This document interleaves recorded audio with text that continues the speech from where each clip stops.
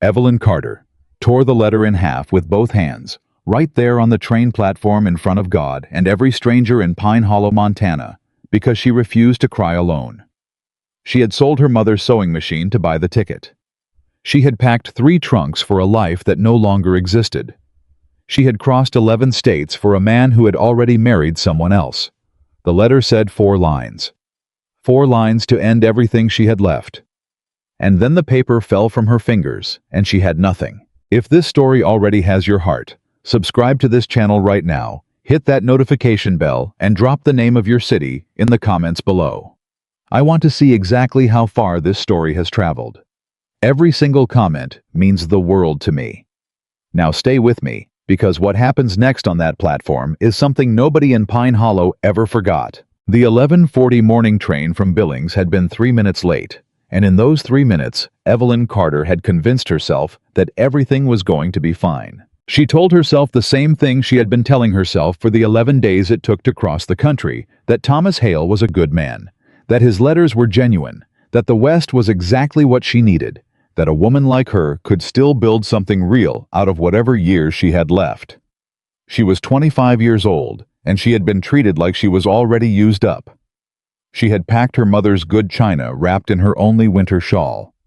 She had written Thomas 37 letters since January, and he had written her back 42, and she had counted every single one, because each one felt like proof that she mattered to somebody somewhere, even if nobody in Cincinnati could be bothered to see it. The train arrived.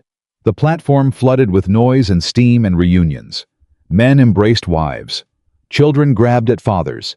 Strangers called out names. Evelyn stood with her 3 heavy trunks arranged around her like a small fort, and watched the crowd thin, and kept watching, and kept standing, because Thomas Hale had written that he would be right there, waiting with a wagon and 2 good horses and a preacher already arranged for the following morning. By noon, the crowd was gone.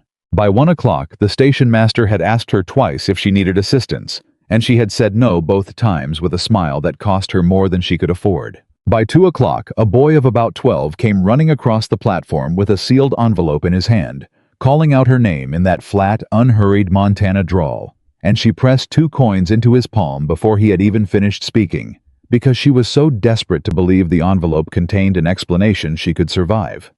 She read it standing up. She read it a second time because she could not make the words mean what they plainly meant. Then she read it a third time, and on the third time, her hands began to shake so badly that the paper rattled, and a woman passing with a market basket glanced at her and then glanced away.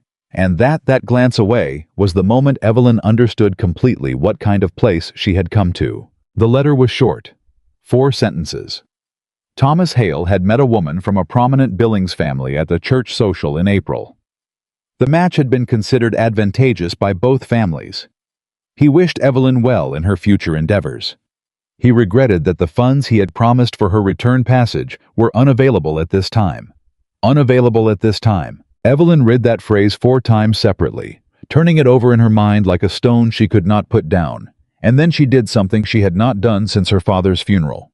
She tore the letter in half. She tore it in half right there on the public platform in front of whoever was left to see, because she needed her hands to do something other than tremble. Because tearing felt like the only power she had left in the world. Because a woman who tears a letter is a woman who is angry. And anger was something she could stand inside of, and grief was something that would swallow her whole if she let it. The 2 halves of the letter fell from her fingers and drifted apart on the platform boards. She did not pick them up. She stood very still for a long moment and looked at the mountains at the edge of town. They were enormous and blue-gray and indifferent, and she had never in her life felt so small or so foolish or so completely alone. The hotel was the first door she tried. A man with a waxed mustache and a vest that strained across his middle looked at her over the top of the registration ledger and told her that a woman traveling without a male companion or a letter of reference from a local business would need to pay 2 weeks in advance. When she explained that she had been expecting to be met by her fiancé and that the situation had changed, something shifted behind his eyes. Not sympathy, not even pity. Just a kind of flat assessing calculation that made her feel like a horse being looked over for teeth and gait. "Sorry, ma'am," he said, and he did not sound sorry at all. Policy's policy. She had enough money for perhaps 4 nights at a modest rate. Not 2 weeks. Not anywhere close to 2 weeks, and not enough to buy a ticket back to anywhere that meant anything to her because she had spent her savings on the ticket out here, on the trunks. On the traveling dress she was wearing that had seemed so appropriate in Cincinnati, and felt absurd and out of place now among all these women in practical cotton and worn leather. She tried the second hotel. Different man, same eyes. Same answer delivered slightly more politely, but with the same underlying message. You are a woman alone, and that means you are a problem, and we do not take on problems here. She went back to the platform because her trunks were there and she had nowhere else to be. It was a Thursday afternoon in June, and Pine Hollow, Montana, was going about its business with total indifference to her existence. And she sat on the edge of the largest trunk, with her hands folded in her lap and her back straight, because her mother had always told her that a woman with good posture was a woman who had not yet admitted defeat. And she was not ready to admit defeat. She simply had no idea what she was going to do instead. The station master came out a third time. He was a small, kind-faced man named Mr. Briggs, who wore his official hat at a slight angle that suggested he had once harbored ambitions slightly larger than Pine Hollow had been able to accommodate. "Miss," he said, stopping a respectful distance away. "Train back east doesn't come through until Saturday. You got somewhere to wait out the night?" "I'm working on it," she said. He looked at her trunks. He looked at her face. He was clearly too decent a man to say what he was thinking, which was that she was in serious trouble, and they both knew it. "There's a church," he said carefully. "Pastor Willard sometimes lets women in difficult circumstances use the back room. It ain't much, but it's inside and it's safe." "Thank you," she said. "I'll consider it." He lingered a moment longer, and she could tell he wanted to say something else, something more useful, but he was a small man, in a small position, and there was only so much he could offer, and eventually he went back inside. She sat, and she thought about what she had. She had 3 trunks that she could not carry more than 20 yards on her own. She had enough money to last 4 days, if she was careful, and ate almost nothing. She had no references in this territory, no family within 1,000 miles, no fiancé, no plan, and apparently no way home until Saturday at the earliest. And even then, she had no home to return to. In any real sense of the word, she had given up her room in Cincinnati. She had said goodbye to the 2 women she called friends. She had packed everything she owned into these 3 trunks, because Thomas Hale had told her to bring her whole life, that there was no reason to hold anything back, that she was starting fresh, and she should come ready to stay. She had come ready to stay. The cruelty of that was so enormous that she could not quite fit her mind around it. 3 men passed the platform in the hour after Mr. Briggs went inside. The first 2 did not look at her at all. The third one did, a young man early 20s with an easy smirk and eyes that moved over her, the way hands might, assessing and presumptuous, and he slowed his walk and said something to the man beside him that made them both laugh, and Evelyn kept her eyes on the mountains and her posture straight and did not move a single muscle of her face until they were gone. She knew what those looks meant. She had been a large woman her whole life, broad in the shoulder and full in the figure. The kind of woman that certain men dismissed entirely, and certain other men saw as something other than a person, and she had learned very early the particular skill of becoming still and expressionless, when she needed to be invisible, of making herself as uninteresting as possible to men whose interest felt like danger. She was doing it now. She was sitting on her trunk on a train platform in a frontier mining town with no money and no shelter and no plan. And she was making herself invisible, and she was thinking very carefully about what options remained. She could go to the church. That was the safest immediate solution. She could try the saloon, not to drink, but to ask about work. Women worked in saloons. It was not what she had imagined for herself, but she was past imagining. She could try knocking on doors and asking if anyone needed a housekeeper, a seamstress, a cook, a teacher. She could teach. She had educated herself thoroughly, and she knew her letters and her numbers, and she had a good hand, and in frontier towns there was often a need for school teachers. "Excuse me." The voice came from her left, low, unhurried. She turned. Howe was standing at the edge of the platform, where she had not heard him approach, which meant he moved quietly for a man of his size, and he was a very large man, not merely tall, but wide across the shoulders, in the way that comes from years of physical labor, rather than anything accidental. Wearing clothes that were clean, but worn a heavy coat that had seen hard weather and boots that had covered serious ground. He had a beard that had not been tended to with any particular vanity, dark eyes that were direct without being aggressive, and the kind of stillness about him that Evelyn associated with men who spent a great deal of time alone and had stopped performing for an audience. He was holding his hat in his hands. That more than anything made her look twice. Men in Pine Hollow had not been holding their hats when they talked to her. "I don't mean to intrude," he said. "I can see you're dealing with something. I just wanted to ask." He paused, and something in his expression suggested he was choosing words carefully, not because he was uncertain, but because he understood that the words mattered. "Do you have anywhere to go?" Evelyn looked at him for a long moment. Everything in her every year of being humiliated and underestimated, and seen as a burden, and pitied, and overlooked, and condescended to every single one of those years, told her to say yes, to claim dignity, to protect herself from one more person looking at her like she was a problem to be solved. "I'm working on arrangements," she said. He nodded slowly. He did not look away. He did not fidget or glance around in the way men did when a conversation was becoming more than they wanted to deal with. "I heard what you told Briggs," he said. "The church back room's not safe at night. Men from the mines know about it." He said it plainly without drama, the way someone states a fact that is simply true and needs to be named. "And the 2 hotels in this town will take your money and give you trouble. You seem to know a great deal about the situation," she said, keeping her voice even. "I've been in this town before," he said. "I know how it works." He looked at her trunks. "I've got a cabin north of here, up in the Bitterroot Range.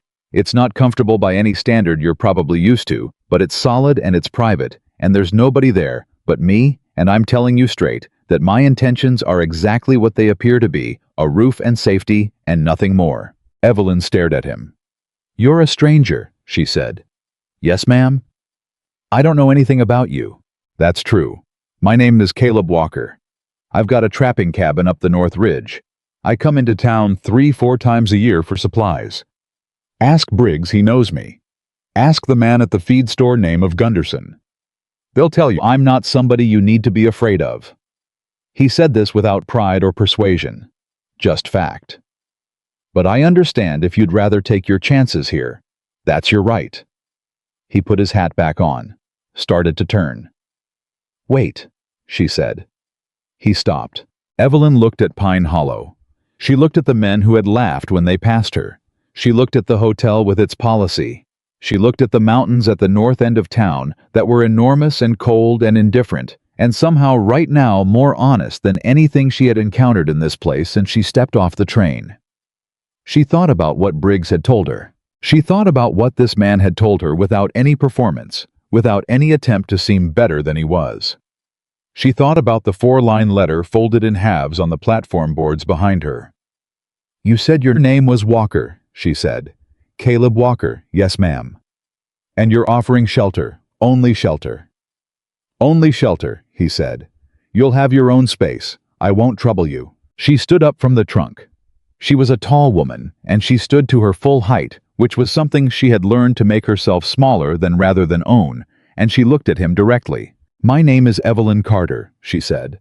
"I was supposed to be married yesterday. The man didn't come. He sent a letter explaining he'd found a better arrangement, and that the money he promised me for a return ticket was unavailable at this time." She said those last 4 words with a flatness that contained everything. "I have enough money to last 4 days without eating very much, no way home before Saturday, and nowhere to sleep tonight. So before I agree to anything, I need you to understand that I am not a helpless woman. I am a woman in a specific and terrible situation, and those are 2 different things." Something shifted in his eyes. Not pity. Something closer to recognition. "Understood," he said. "If I come with you, and you prove to be someone other than what you're presenting yourself as, you should know that I am capable of causing significant damage before I go down." The corner of his mouth moved. Not quite a smile, but the ghost of one. "I reckon I believe you," he said. "Good."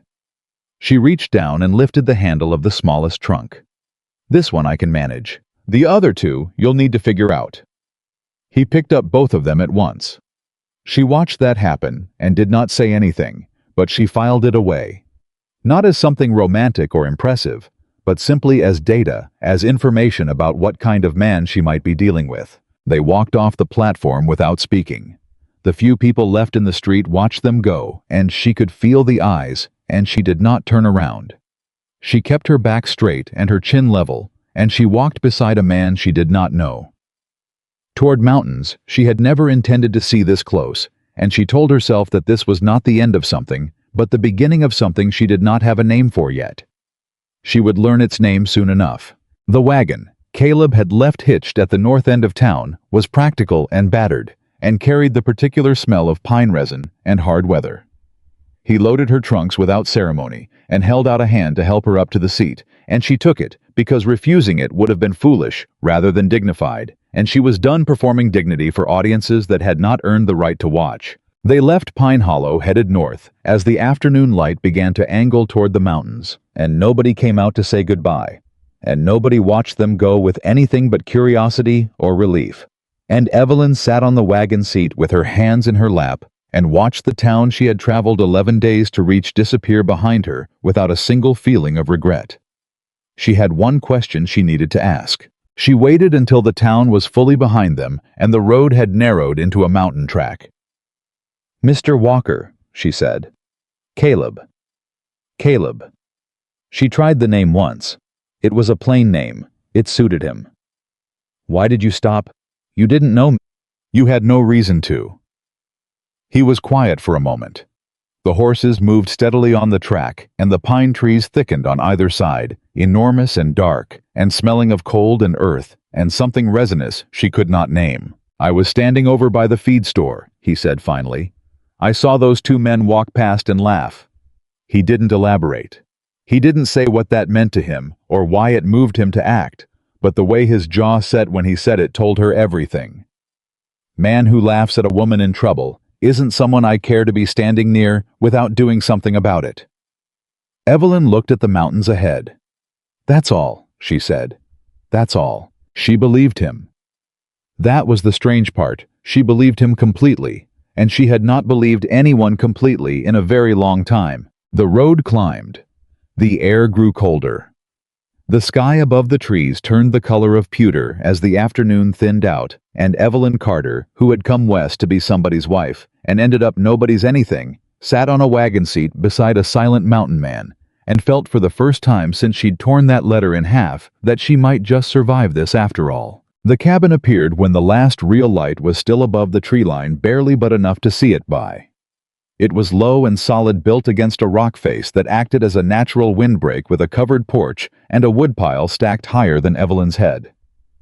Smoke drifted from the chimney because Caleb had banked a fire that morning before coming to town, a habit he had developed over years of returning to cold rooms and deciding he deserved better than that. He helped her down from the wagon and carried her trunks inside without being asked. The interior was small and spare and entirely without decoration.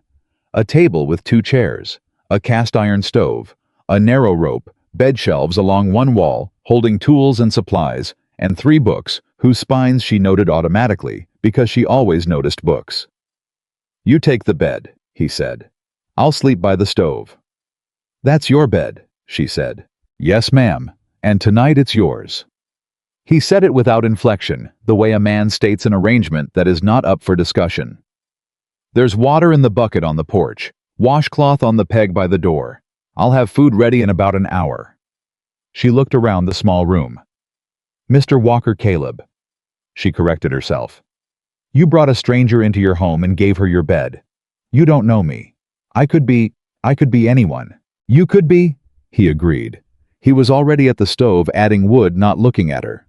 "But you're the woman who stood up straight on that platform for 6 hours and didn't ask anyone for help until the last possible moment.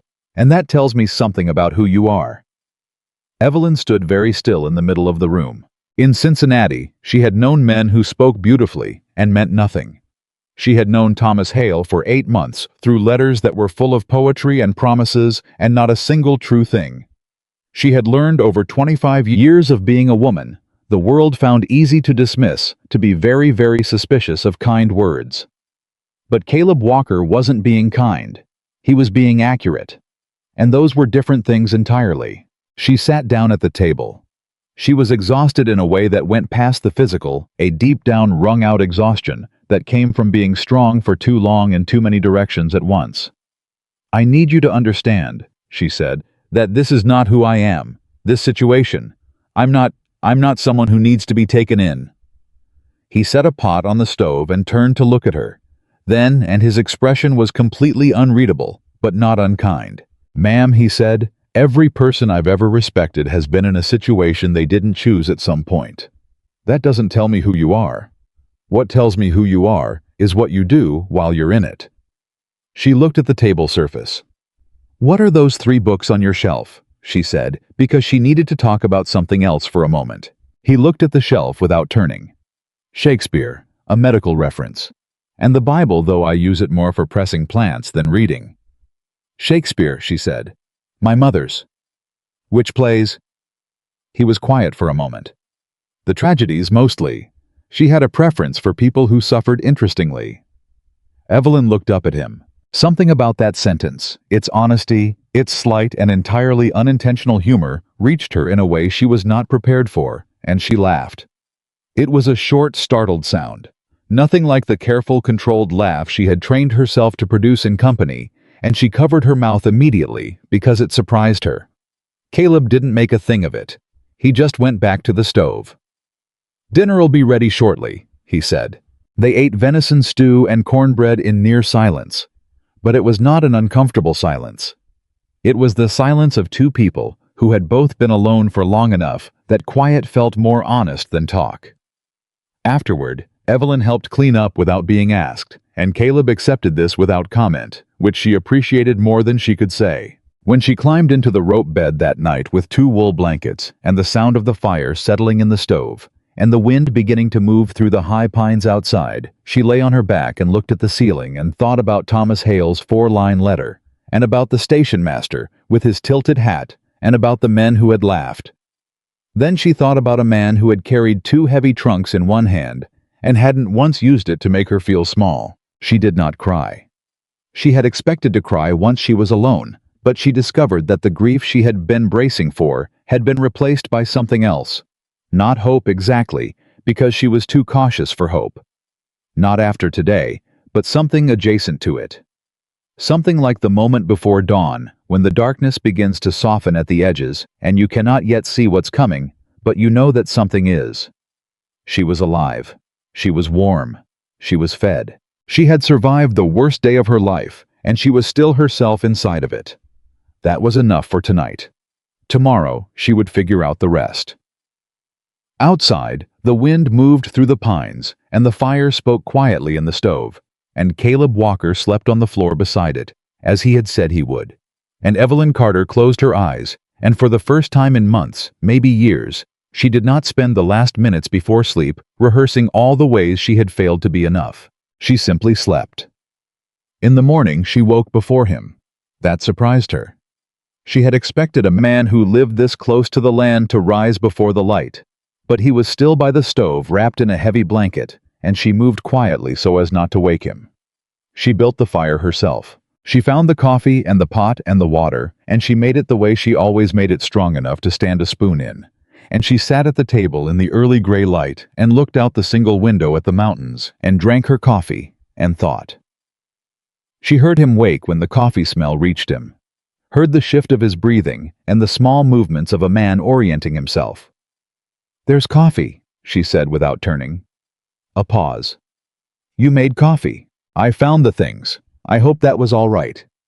She heard him sit up, heard him get to his feet with the careful movement of a man whose back had known hard ground. He came to the table and poured himself a cup and sat across from her, and they drank their coffee, in the same silence they had eaten dinner in, and it was still not uncomfortable, which she was still getting used to. "I need to figure out what comes next," she said. "Yes, ma'am. I can't stay here indefinitely. That wouldn't be appropriate." He looked at her over his coffee cup.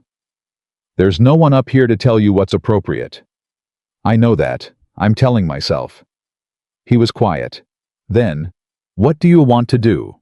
Nobody had asked her that in a very long time. Not Thomas, whose letters had always been full of what she would do, and what life would look like, and what their arrangement would be. Not the people in Cincinnati, who had treated her future like a problem they were solving rather than a life she was living. Not anyone. "What do you want to do?" "I don't know," she admitted. "I had a plan, and the plan is gone. I need a new plan." "That's fair," he said. "I'd like to stay for now, a few days, maybe a week, while I think." She looked at him directly. "I won't be useless. I'll cook and clean and help with whatever needs doing. I'm not someone who takes without giving back." "I never thought you were. And at the end of it, I'll go back to town and figure out my next step. Maybe there's work here. Maybe I'll go back east. I don't know yet." "Sounds reasonable," he said. She nodded, set down her cup. "Then we have an agreement," she said. "We do," he said. She stood and went to the stove to see about breakfast. She had no idea, none whatsoever, that this cabin in the Bitterroot Range would become the place she had been looking for her entire life, or that the silent man drinking coffee at the table behind her was the person she had crossed 11 states to find, or that what she thought was a temporary arrangement and a practical negotiation would turn out to be the most permanent and important decision she had ever made. She had no idea. She just made breakfast. And for right now, that was exactly enough. The first morning set the terms between them, and neither one broke them. Evelyn cooked. Caleb split wood. She cleaned. He checked his trap lines. She mended the tear in the cabin's only curtain with thread she found in her smallest trunk, because she could not stand to look at something broken and do nothing about it. He came back in the afternoon with 2 rabbits and a look on his face that said he was not used to coming home to a curtain that had been fixed, and he didn't say a word about it. But the next morning, there was a second chair on the porch with a cleaner view of the mountains, and she understood that was his version of thank you. They worked around each other the way 2 people work when they are both accustomed to solitude, carefully, with a kind of instinctive respect for the other person's space, neither crowding nor retreating. Evelyn had expected it to feel strange. It felt strange only in the way that unexpected comfort always felt strange to her, like something she hadn't earned yet and wasn't sure she deserved. On the 3rd morning, she asked him to show her how to do something useful. "Useful how?" he said, without looking up from the harness he was mending. "Useful out here. I know how to run a household. I know how to cook and sew and keep accounts. None of that seems to matter much up this mountain." She looked at her hands. "I don't like feeling like dead weight." He looked up then. Looked at her for a moment with that steady, unreadable gaze she was beginning to recognize as his version of paying close attention. "You want to learn to chop wood," he said, "among other things." He set down the harness. "Come on then." She had expected instructions. What she got instead was a demonstration, one clean swing, the wood splitting along its grain with a sound like a gunshot, and then he handed her the axe without a word and stepped back. She swung and hit sideways, and the axe bounced, and she nearly knocked herself off balance, and she felt the heat rise in her face immediately. "Again," he said, not unkind, not amused. "Just again." She swung again. Better, but not right. "You're fighting it," he said. "You're thinking about the axe. Think about the wood. Think about where you want the cut to go, not how hard you need to hit." She swung a 3rd time, and the wood split clean. The sound of it, that sharp, satisfying crack, went through her like something electric. "Again," he said, and this time there was something in his voice that was almost warm. She chopped until her shoulders burned, and her palms were red, and she had produced a pile of split wood that was by any reasonable measure genuinely useful. And when she finally set the axe down and turned to look at him, she caught him watching her with an expression she had not seen on any man's face in a very long time. Not pity, not condescension, not that particular brand of tolerant amusement men directed at women who tried things they weren't supposed to try. Something that looked a great deal like respect. She didn't say anything. Neither did he. She picked up an armload of the wood she had just split and carried it to the pile by the door, and that was that. But something had shifted. That night after dinner, she sat at the table with the Shakespeare she had borrowed from his shelf, the tragedies, as he'd said, and read by firelight, while he worked at something with his knife at the other end of the table, and the silence was different from the silence of the first night. Less careful, less provisional. More like the silence of two people who had begun quietly, and without making any announcement of it, to trust each other. She looked up once, and caught him looking at her. He looked back down at his work without embarrassment. She looked back down at her book. Her heart had done something small and inconvenient, and she told it firmly to stop. By the end of the first week, she could split wood, carry water across uneven ground without spilling it, and identify 3 separate bird calls that Caleb said meant different kinds of weather coming. By the end of the second week, she had helped him clean and stretch 2 pelts, learned which berries along the north path were edible, and which ones would make a person deeply regret their choices, and had begun to feel something in her body that she eventually identified as physical confidence. The deep animal knowledge that she was capable of surviving the place she was in. It was not a feeling she had ever had in Cincinnati. It was not a feeling she had associated with her body ever, because her body had always been the thing other people commented on, and she had learned to carry it like an apology. Out here, her body was just a body doing necessary things. It got stronger. It got more capable. It stopped feeling like something she owed anyone an explanation for. She did not say any of this to Caleb. But one afternoon, when she came back from the river with a full bucket in each hand, moving fast across the rocky ground without thinking about it, without being careful, just moving, she caught herself almost smiling and understood that something in her was starting to come back to life. Then, one morning, the 3rd week in, she came back from gathering kindling and found Caleb standing on the porch with a look on his face that was different from any look she had seen there before. Tighter. Controlled in the particular way of a man controlling something he does not want to show. "What happened?" she said immediately. He had a letter in his hand. It had come with a supply rider who made the mountain pass twice a month, and he handed it to her without speaking, and her name was on the outside in handwriting she didn't recognize.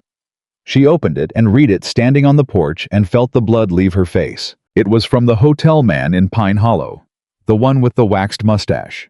It was polite on the surface and vicious underneath the way only certain kinds of polite can be, and it said that Thomas Hale had made inquiries about her whereabouts, and that several people in town had noted her departure in the company of Caleb Walker, and that given the nature of that arrangement, there were questions being raised about her character, and he thought she should be aware of how the situation appeared. How the situation appeared.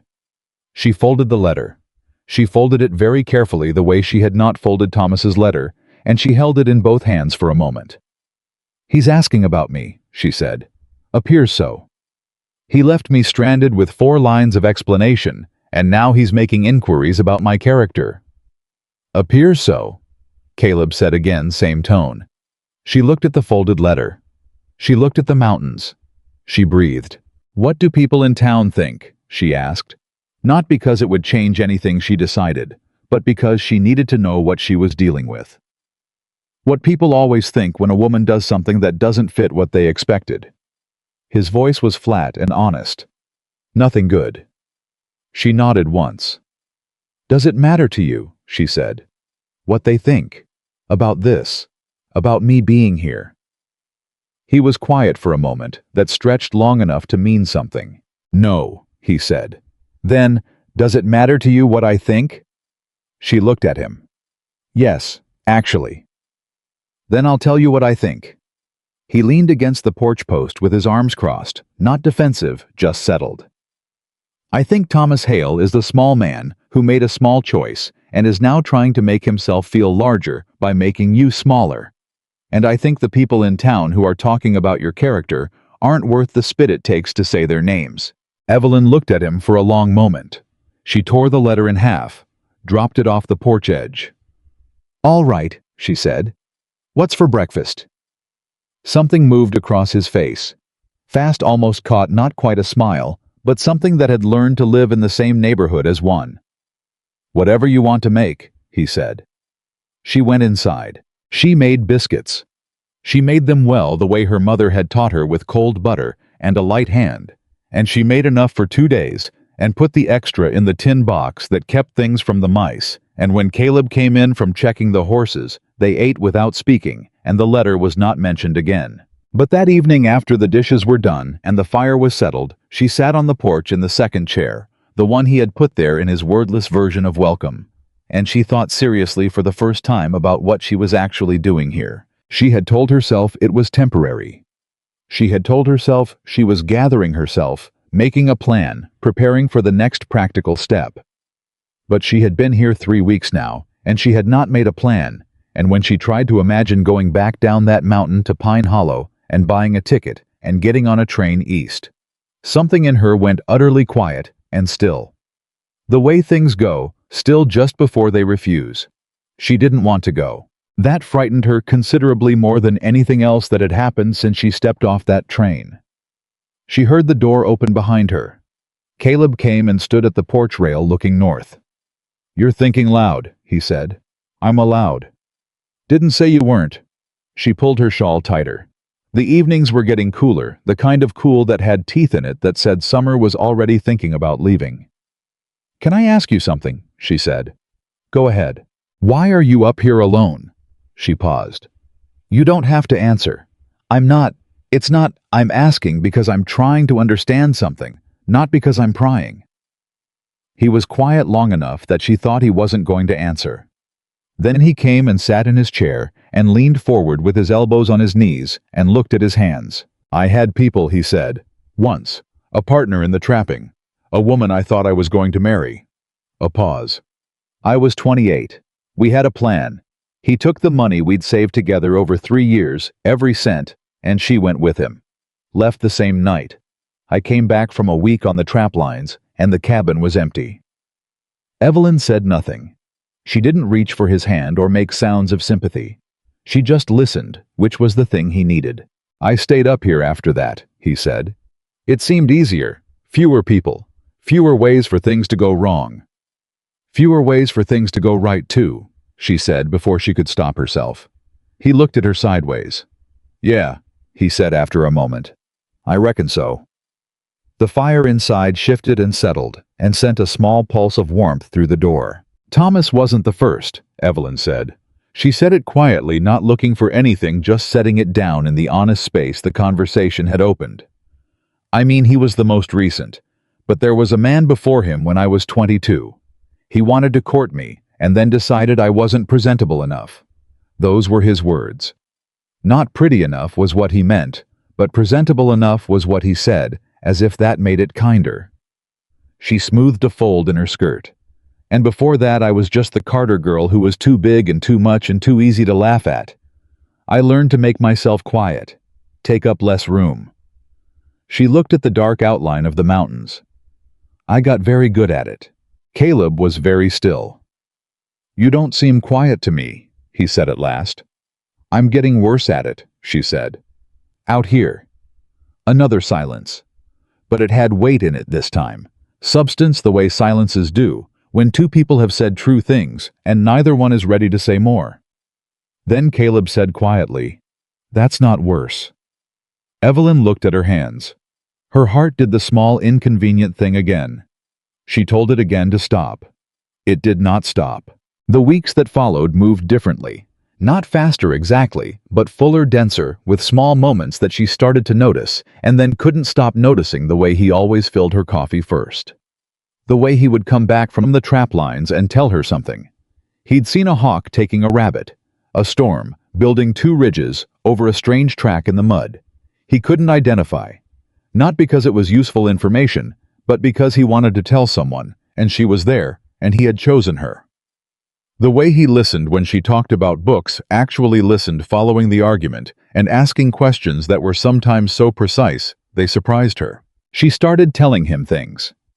Not the careful, performed version of herself she had offered the world for 25 years. Real things. The kind of things she had learned to keep behind glass. She told him about her mother, who had been a reader and a stubborn woman, and had died of fever when Evelyn was 16, and left her to navigate everything that came after alone. She told him about the years she'd spent as a seamstress, hating the work, but being grateful for it. grateful for anything that was money she had earned herself.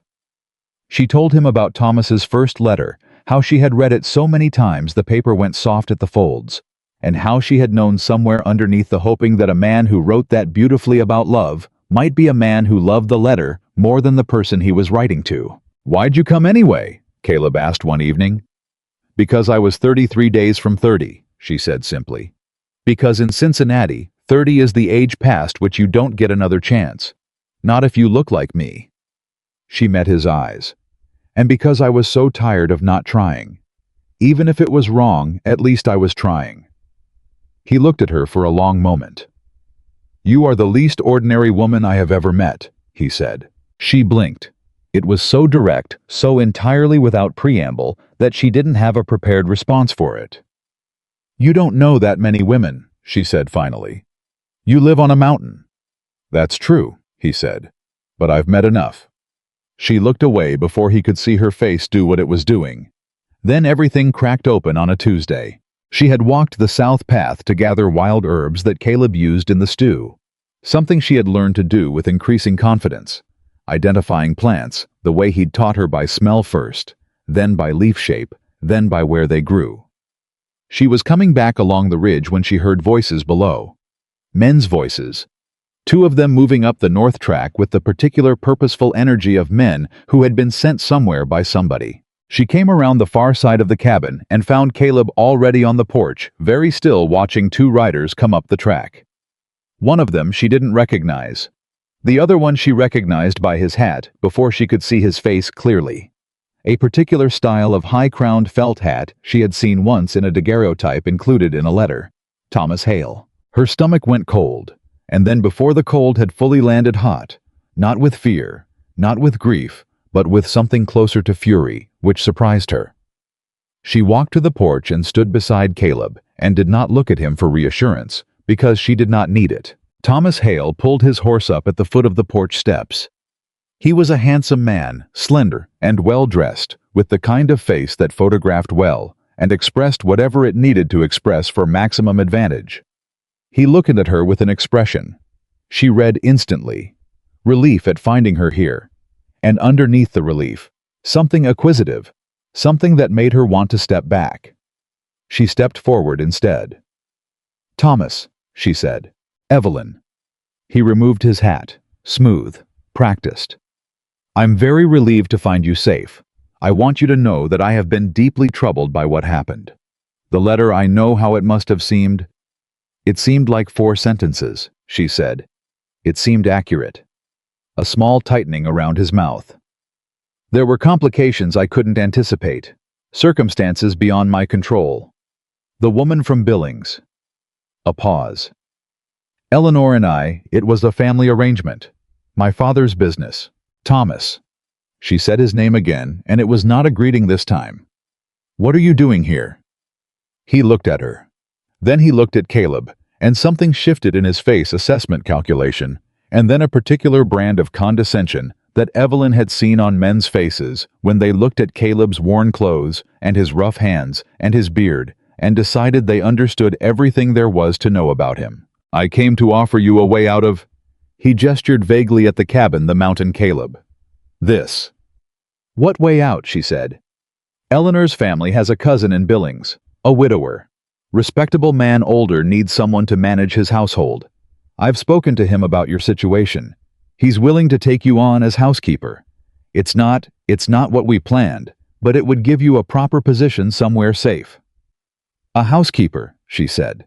"It's a dignified position. For me specifically." He had the grace to look slightly uncomfortable, but not enough. "Evelyn, be reasonable. Your situation here is—" He glanced at Caleb again. "People are talking. You must know that. Whatever arrangement you have here, it isn't something you can sustain without serious damage to your reputation. My reputation." She said the 2 words very carefully, the way she had folded his letter, the way she had torn the first one. "You stranded me on a train platform with 4 sentences and no money, and now you're here talking to me about my reputation." His jaw tightened. "I'm trying to help you." "No," she said. "You're trying to manage the situation so it reflects as little as possible on you. Those are different things. Caleb had not moved and had not said a word, and she was deeply, profoundly grateful for both. "I'm not coming to Billings," she said. "I'm not going anywhere as anyone's housekeeper. And I would like you to turn your horse around and go back down this mountain." Thomas looked at her like he was seeing something he did not recognize. "Evelyn," he said, and now his voice had shifted softer, more intimate, reaching for something. "I know I hurt you. I know I handled things badly. But you must see that this, again the gesture, this isn't a life. For a woman like you, a woman like me," she repeated. "You deserve comfort, stability, a proper household. Tell me something," she said. "When you wrote me those 42 letters, did you mean any of it? Or was I just convenient? Someone to hold in reserve while you looked for a better option?" A silence. A long one. Long enough to be its own answer. "I see," she said. "Evelyn. Go home, Thomas." She said it without heat, which was worse than anger, and they both knew it. "Go back to Eleanor and her family and their arrangements. I hope you're very comfortable." He looked at her one more time, and she watched him search her face for something. Regret, uncertainty, a crack he could work and find nothing there. Then he looked at Caleb. The kind of look that was supposed to communicate something about hierarchy and standing man to man. Caleb looked back at him, the way the mountain looked at weather. Thomas Hale put his hat on, turned his horse and rode back down the track. The second rider followed him without a word. Evelyn stood on the porch until the sound of the horses faded. Then she sat down hard in her chair because her legs had decided they were done being steady. Caleb sat in his chair. They were both quiet for a full minute. "You all right?" he said. "Ask me in a moment." Another minute passed. "Yes," she said. "Actually, yes." He nodded. "You want coffee?" "I want something stronger than coffee, but coffee will do." I went inside, and she heard him at the stove. The familiar sounds of it, the creak of the door, and the clank of the pot. And she leaned back in her chair, and looked up at the sky and felt something she could not immediately name. He came back with 2 cups and handed her one, and sat down, and they drank in silence, and the silence was different again. Not the careful silence of the first days, not the comfortable silence of the middle weeks, but something new, something that felt like the moment after a storm passes, when everything is very clean and very clear, and the air has a quality of stillness that is not quiet, but is in fact loudly alive. "He came all the way up here," she said. "He did. Because of his conscience, or because of his reputation, do you think?" Caleb drank his coffee and thought about it genuinely, the way she was starting to know he did things not quickly, not for show, but actually. "Bit of both," he said. "Mostly the second." "That's what I thought too." She looked at her cup. "He called this not a life, for a woman like me." Caleb said nothing. "Do you think he's right?" she said. "Objectively. Not about me specifically, but is this not a life 2 people on a mountain? No society, no neighbors, no church socials or calling cards, or... Is it not a life to you?" he said. She stopped. Because the honest answer, the real unguarded, not yet thought through answer, was that this was the most like life she had felt in years.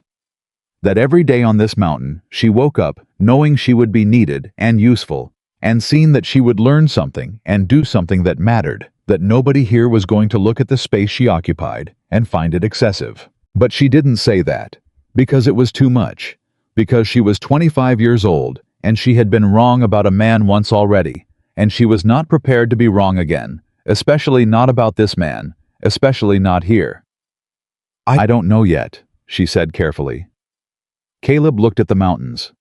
"Fair enough," he said. That night, she lay in the rope bed and listened to the wind, and thought about Thomas Hale's face when she had given him nothing to work with, and she felt something settle in her chest. Not pride exactly, but the near relative of it.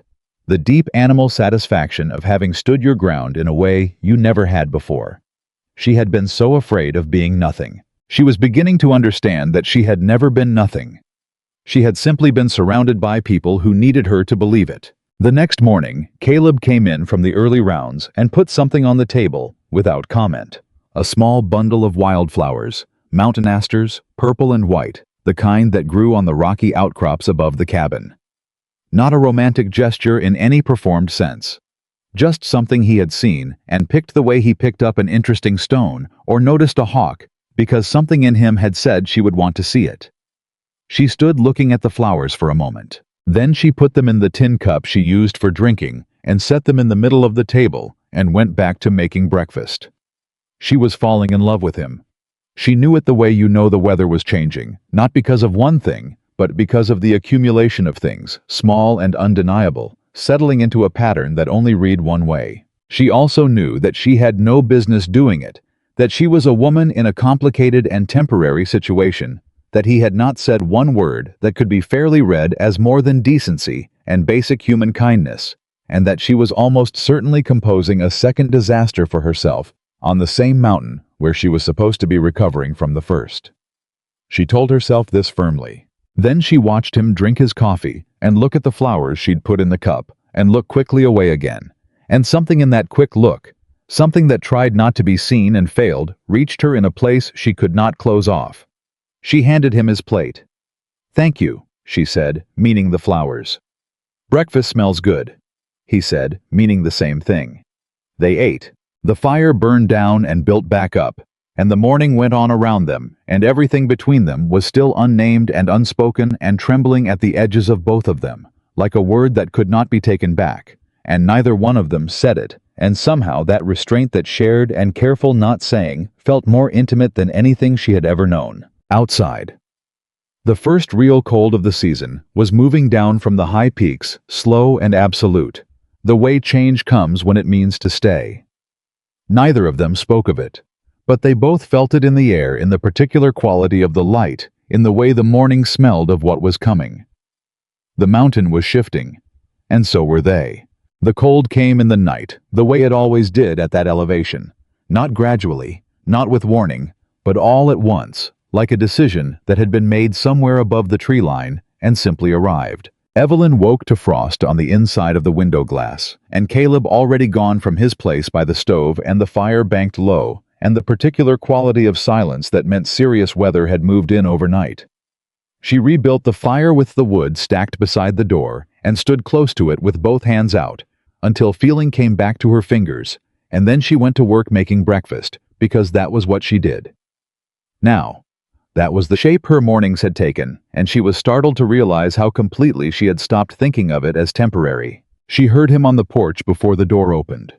The particular rhythm of his boots, the slight pause before the latch. She knew those sounds, the way she knew her own heartbeat, had memorized them, without intending to. The way you memorize things that matter, before you've decided they're allowed to matter. He came in with snow on his shoulders, and an expression she read before he spoke. "Storm's building," he said. "Big one. I need to check the upper trap lines today before it closes the pass. Could be 10 days before I can get to them otherwise." She set his coffee on the table. "How long will you be gone?" "Should be back before dark. If it gets bad fast, I'll shelter at the ridge station until it passes." He drank the coffee standing up, which he only did when he was thinking hard about something. "You'll be fine here. Wood stacked high. Food's in the stores. You know the rifle." She did know the rifle.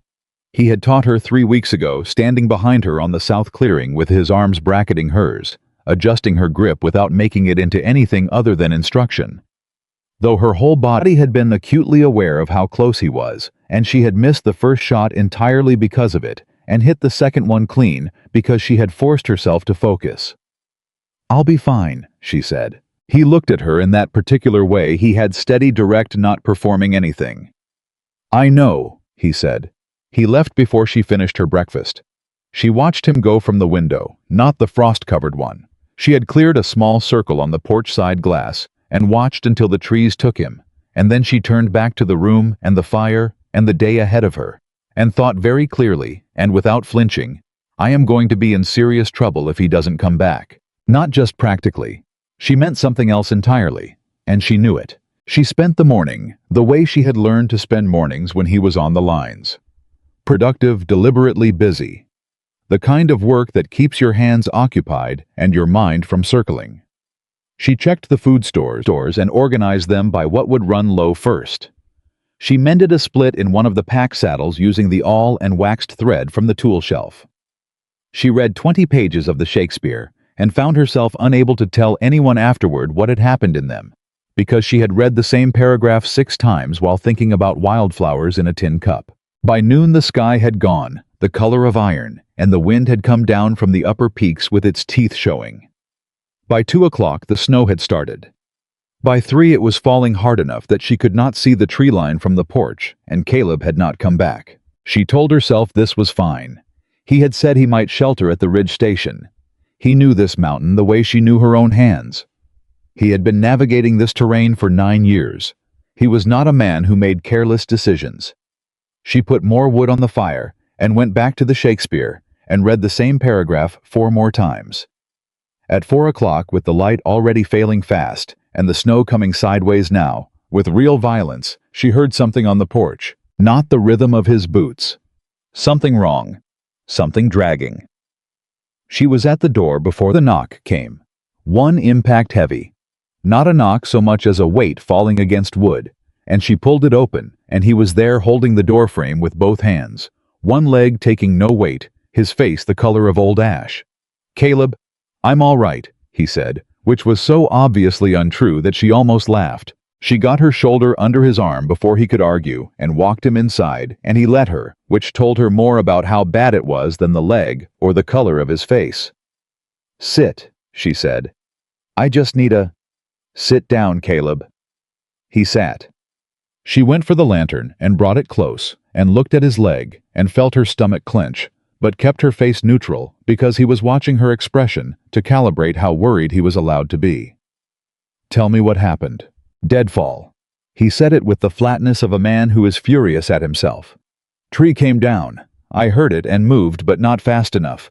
Hit me sideways across the knee." He reached down as if to assess it himself, and she caught his hand and moved it away without thinking. "I'll look at it," she said. "Evelyn, I said I'll look at it." She met his eyes.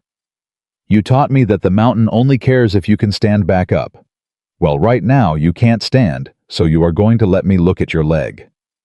Something moved across his face. Not quite the almost smile. Something more than that. "Yes, ma'am," he said quietly. She cut the trouser leg above the knee with the knife she now kept in her apron pocket as a matter of habit. One of the many adjustments her life up here had made to her, and she looked at what was there and thought hard about the medical reference on his shelf, and what she knew about joints and swelling, and whether what she was seeing was a fracture or a bad sprain or something worse. "Can you feel this?" She pressed carefully below the knee. "Yes." Sharp intake of breath. "Unfortunately. And this, higher up.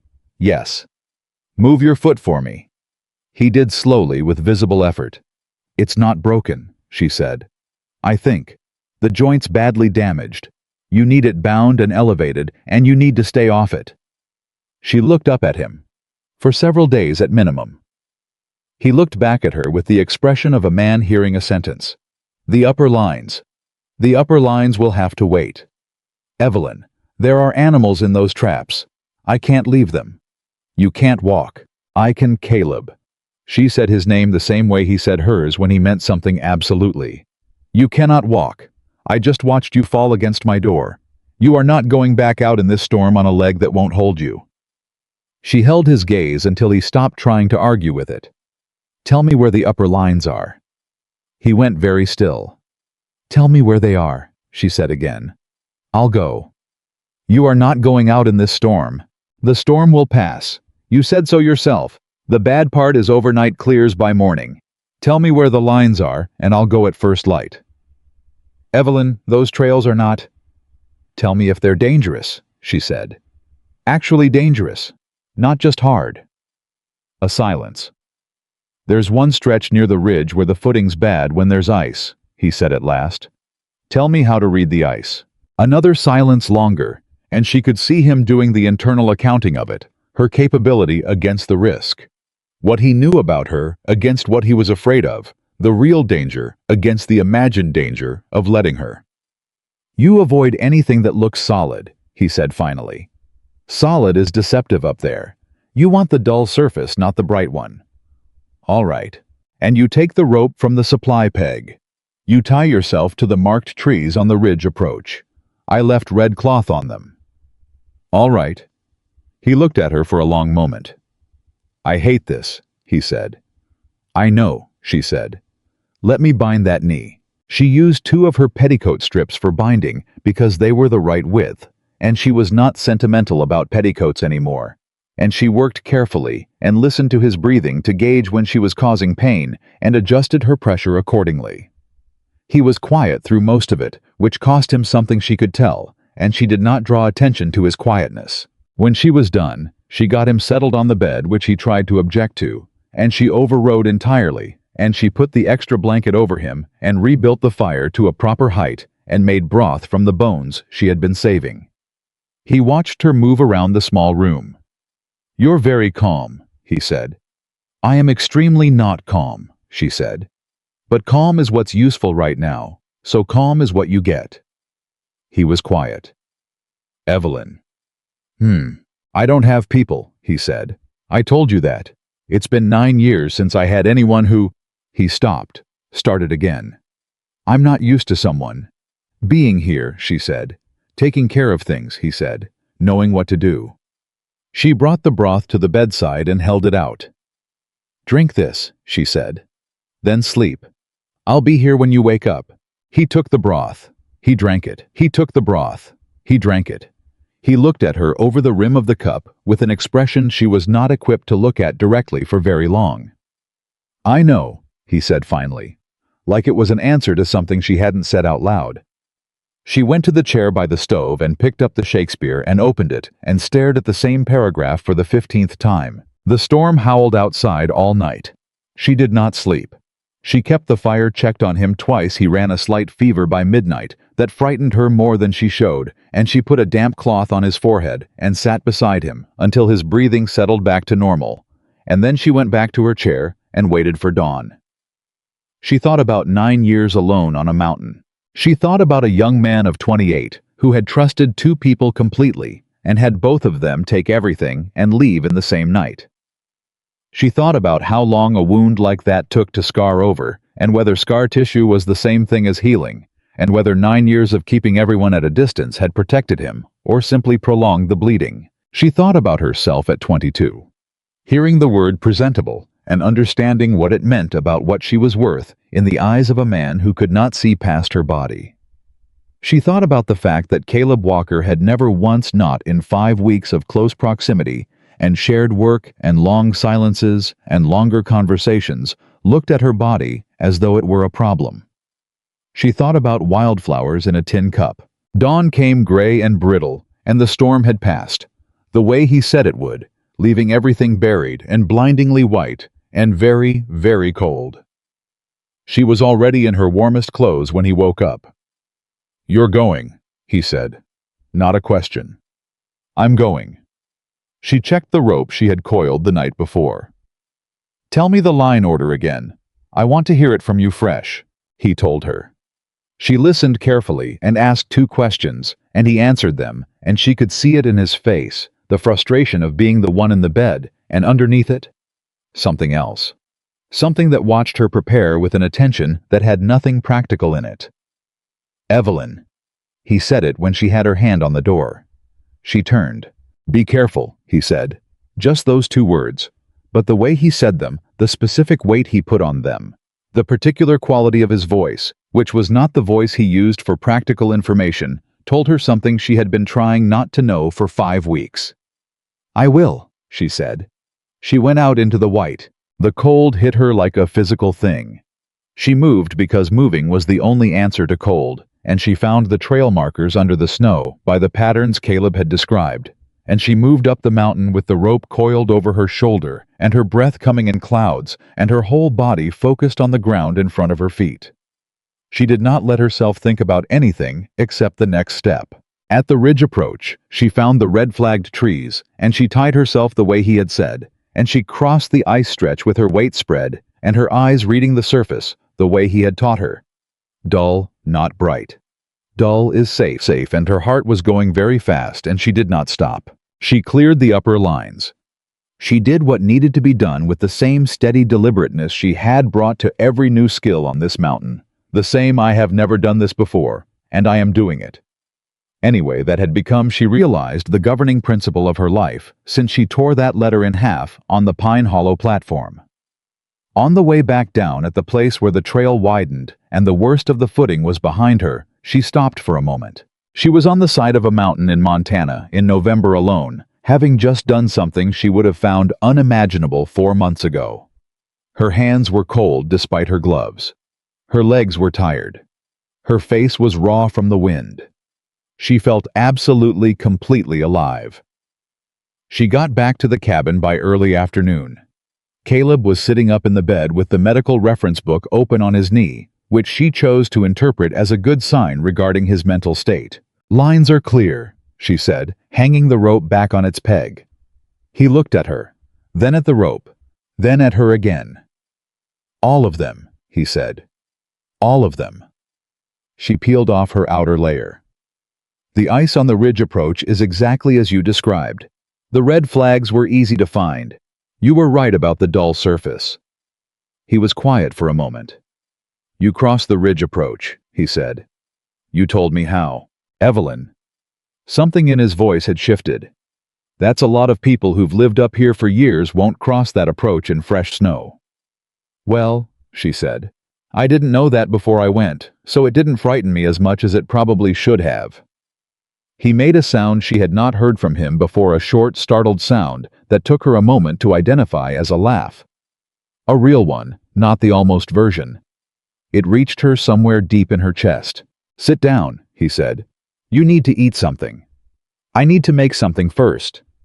"I made something," he said. She stopped.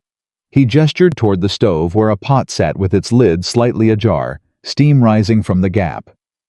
"You cooked," she said. "I hopped," he said, with the dignity of a man who has done an undignified thing and has decided to own it completely. "Carefully. It took considerably longer than it should have, and I knocked over the flour tin. I cleaned it up." She stared at him. "You hopped across the cabin on one leg," she said, "to make me lunch." "You crossed an ice ridge in fresh snow to clear my trap lines," he said. "I think we're even." She sat down at the table. He reached the pot somehow and got bowls, and she watched him navigate the small space on one leg with a kind of mulish determination that was so completely him that it made her throat ache. He set a bowl in front of her. She looked at it. She looked at him. "Caleb," she said. "It's just rabbit stew," he said. "Eat." She ate. They were quiet for a while, the good quiet, the one that had developed its own weight and texture over weeks. And then he said, "I've been thinking." "About what comes next, for you." He was looking at his bowl. "Spring's a few months out. When the pass opens properly, going back to town will be easier. You'll have more options." The stew was good. She took another spoonful. "Are you asking me to think about leaving?" she said. "I'm asking you what you want." He looked up. "I've been careful not to ask. I thought it wasn't my business. But it is my business some because—" He stopped. The jaw tightened in the way that meant he was working on something difficult. "Because you being here isn't nothing to me. And I don't want to be the thing that traps you into a life you didn't choose any more than Thomas Hale did."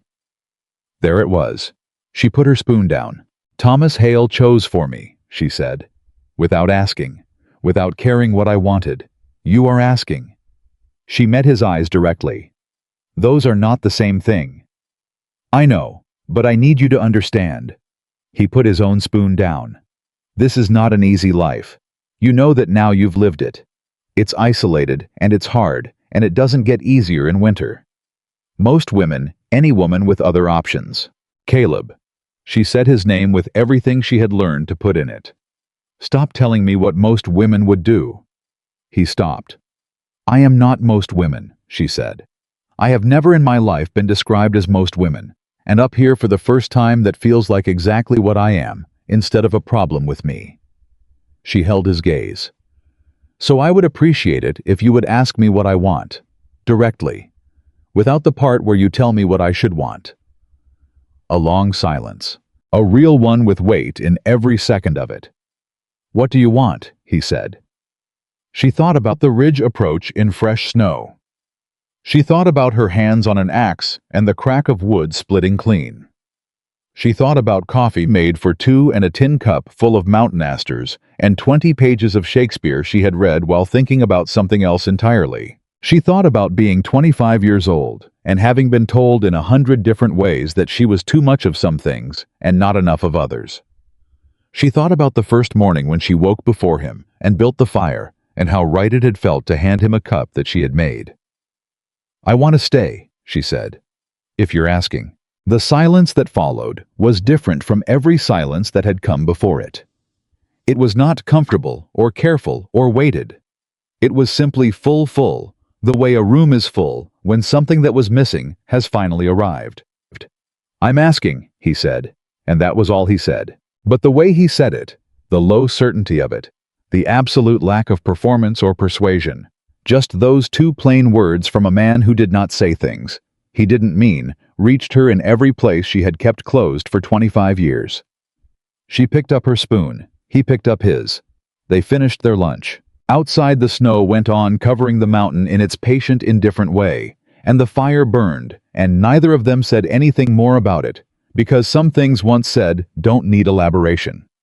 But something had changed. Something enormous and irreversible, and both of them knew it.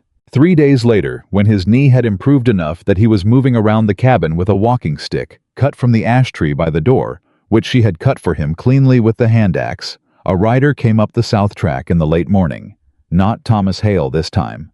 A woman. Evelyn saw her from the porch, before Caleb did, saw her from 50 yards out, and something in the way she sat the horse, straight-backed expensive saddle clothes that were good quality even out here, made Evelyn very still in a way she could not immediately explain. The woman was perhaps 40, dark-haired, handsome, in a precise and practiced way, and she rode with the certainty of someone who had been to this cabin before.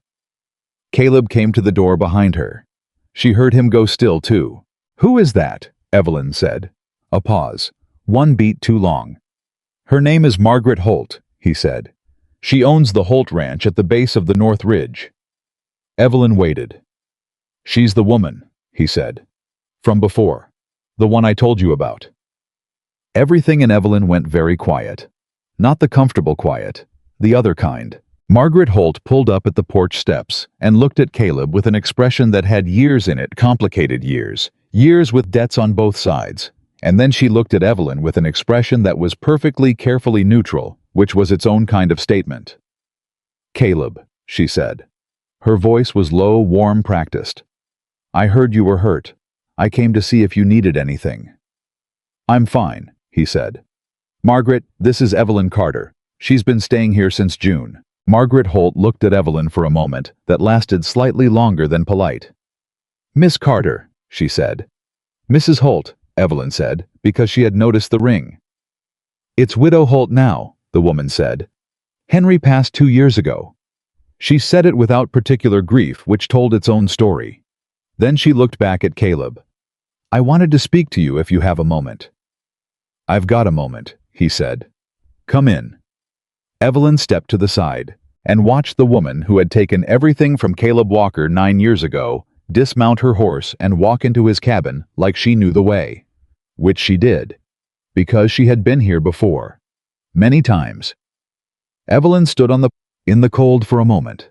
Just one moment, no more, and held herself very still, and felt the specific pain of understanding something you had not quite let yourself fully understand before now. She was in love with the man who had been destroyed by a woman who had just come back. And she had absolutely no claim on anything.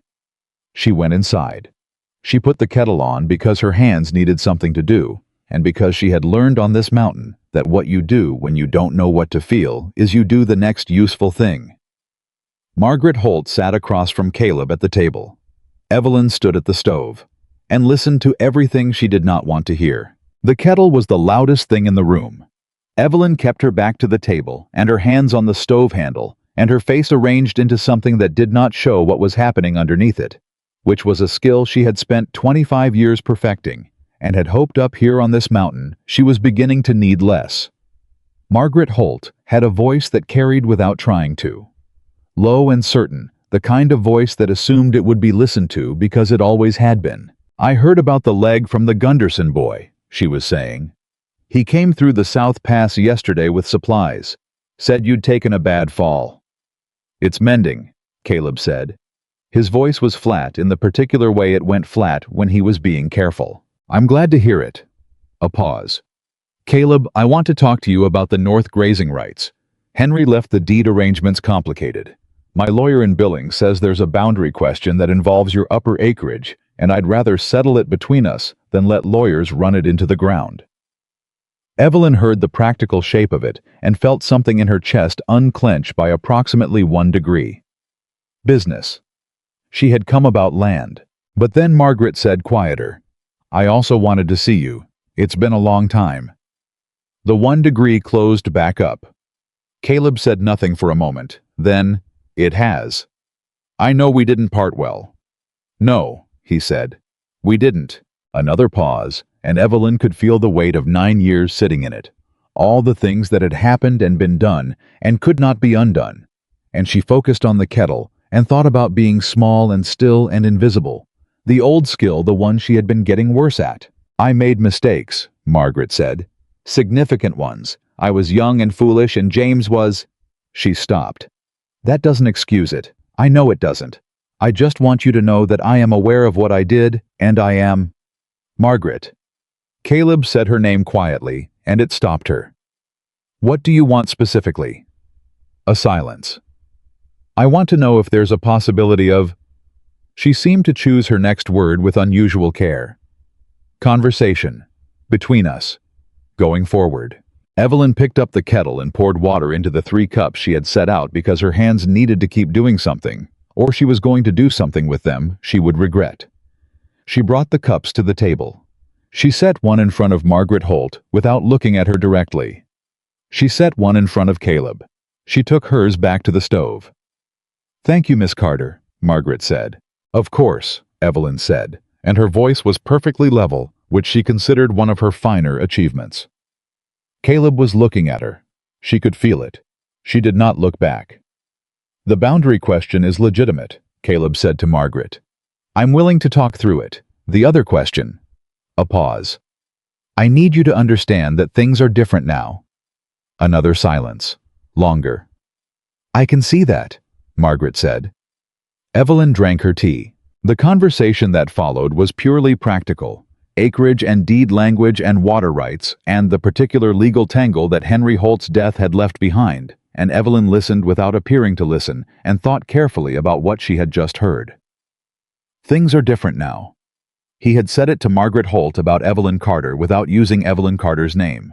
She turned that over in her mind like a stone, looking at all its sides, making sure she was reading it right, and not just reading what she wanted it to mean, because she had done that before with Thomas Hale's letters, and she had learned what that cost. But Thomas had performed his feelings in elaborate language and delivered nothing. Caleb did not perform anything. What he said was what he meant, stripped of decoration, offered plain. That was simply who he was. Things are different now. She was still working out what to do with that when Margaret Holt stood to leave. She was pulling on her gloves at the door when she turned and looked at Evelyn directly for the first time since she had come in. Really looked with an assessment that was thorough and not unkind.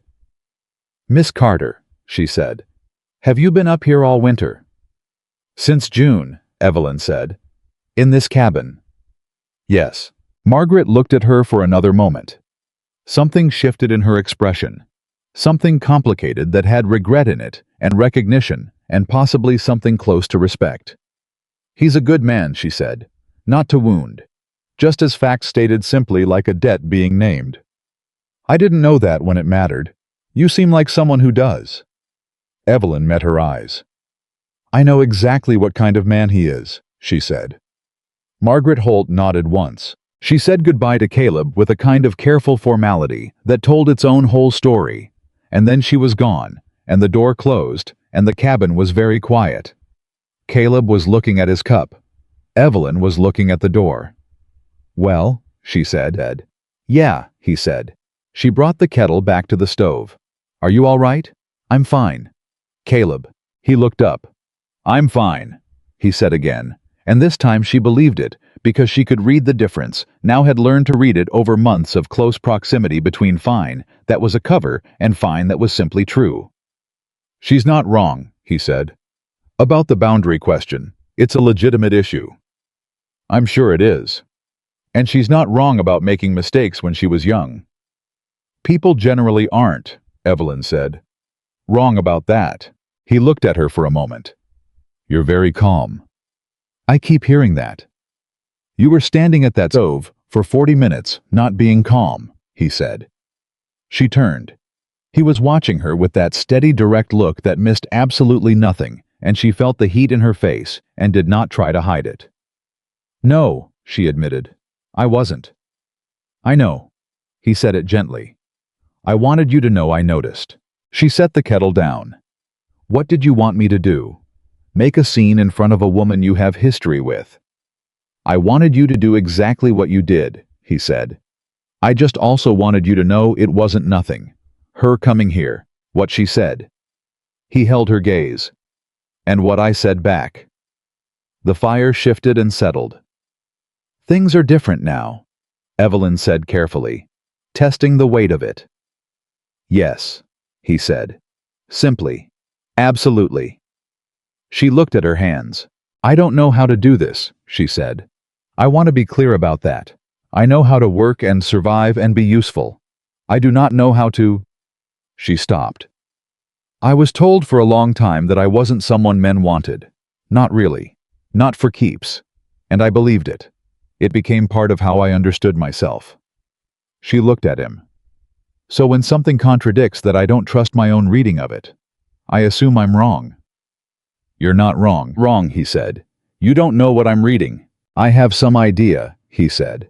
"And you're not wrong." She stared at him. "Caleb Walker," she said. "If you are telling me what I think you're telling me, I need you to say it plainly.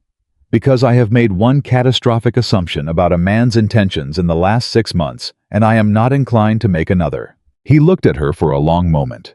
Then he set his cup down, and he stood carefully with the walking stick favoring the bad leg, and he crossed the small space between the table and the stove. He stopped close enough that she would have had to step back to create distance, and she did not step back. "I am telling you," he said, "that you are the first person in 9 years who has made this place feel like somewhere I want to be, instead of somewhere I'm hiding." He held her gaze without flinching. "And I am telling you that when you walked out of here yesterday morning to clear those lines, I spent the whole time, you were gone, working out what I would do if something happened to you. And the answer was that I don't know what I would do, and that scared me more than anything on this mountain has scared me in a long time." He paused. "Is that plain enough?" Her heart was doing something she had no useful name for. "That's plain enough," she said. He lifted his hand and put it against her face, just his palm against her cheek, rough and warm and careful, and she covered it with her own hand before she had decided to pressing it there, holding it. "I don't know how to do this either," he said quietly. "Just so you know." "Good," she said. "Then we can be ignorant together." He almost smiled. Almost. And then he did fully genuinely the real version she had seen so rarely that each instance of it had lodged in her memory with perfect clarity, and it changed his whole face, opened it up, made him look like the young man of 28. He must have been before he learned to close himself off, and she thought, there he is, that's who he actually is. She thought, I am going to spend considerable time making sure he knows it's safe to look like that. Then the door blew open. Not the gentle drift of an unlatched door. It hit the wall with a crack that made them both jump apart, and cold air came in hard, and there in the doorway stood a man neither of them had seen coming. How was bigger than Caleb, broader, with a red face from cold and hard riding, and something else, something that had been driving him up this mountain since before the sun came fully up. He was maybe 45, dressed well enough to be someone with money, and badly enough to have ridden through serious weather to get here. He was looking at Caleb with an expression that was past anger and into something uglier. "Walker," he said. Caleb went very still, the kind of still that wasn't calm at all. "Beaumont," he said. Evelyn looked between them and felt the air in the room change, felt it go tight and charge the way air does before lightning. Beaumont came inside without being invited. He had a look at Evelyn that was dismissive, a brief catalog and discard nothing there worth his attention, and she filed that away because a man who dismissed her was a man who would underestimate her. "I want to talk about the McCready contract," Beaumont said. "This isn't the time or place," Caleb said. "I'll decide the time and place." Beaumont moved to the center of the room like he owned it, like he owned the whole mountain, like everything on it was his by right of will and size and money. "You pulled out of the contract 2 weeks ago. Pulled out with no notice, no explanation, and left me holding the losses." "I pulled out because the contract terms changed after we'd signed," Caleb said. His voice was level. "You moved the delivery date up by 3 weeks without renegotiating. I couldn't meet the new terms." "You could have tried." "I would have had to cut corners I wasn't willing to cut." Beaumont's jaw set. "You cost me real money, Walker. And you did it in a way that made me look bad in front of partners I can't afford to look bad in front of. That's not something I can help you with," Caleb said. Beaumont looked at him for a long moment. Then his eyes went to Evelyn slowly, with a new quality of attention. Not dismissal now, but used the way a man looks at something he realizes he might be able to leverage. "Who's the woman?" he said. "None of your business," Caleb said. He said it faster than his usual measured pace, and Beaumont noticed. "I heard things in town," Beaumont said. "About a stranded bride Walker took in. Heard some questions about the arrangement." He looked at Evelyn. "You Carter, the woman who was supposed to marry Hale." Evelyn looked at him calmly.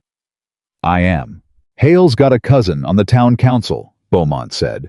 "He's been raising some questions about the propriety of your situation up here, whether it's something the county ought to look into." A pause deliberate with all the weight of a man who knows exactly what kind of threat he's making.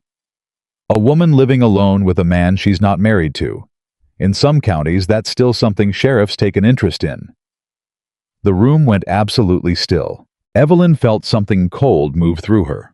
Not fear exactly, but the recognition of real danger. The specific danger of being a woman in a place where other people's opinions about her body and her choices could be weaponized against her by men with connections to courts and councils. Then she felt something else replace it. Fury. Clean and clarifying. "Mr. Beaumont," she said. Both men looked at her, Caleb with a warning in his eyes that she understood, and set aside Beaumont with the slight surprise of a man who hadn't expected the quiet woman to speak. "Are you threatening to report a fabricated legal concern to a county sheriff in order to pressure Mr. Walker into reconsidering a business dispute?" Beaumont blinked. "I'm raising a legitimate." "You're doing no such thing," she said. "You're using the fact that I am a woman without family or legal protection in this county as a lever to get what you want from a man you couldn't persuade on the merits." She took one step forward. "I want to make sure I have understood the situation correctly." Beaumont looked at her with a new and somewhat wary expression. He had not expected complete sentences. "The situation," he said slowly, "is that Walker owes me compensation for a broken contract and—" "Does he owe you compensation?" she said. "Legally. Do you have a signed document specifying penalties for withdrawal under changed terms? Or do you have a handshake agreement you're choosing to remember in the way most convenient to you?" Silence. "Because those are different things," she said. "And I would know because I learned the difference very recently at considerable personal cost." Caleb was looking at her with an expression she had never seen on him before.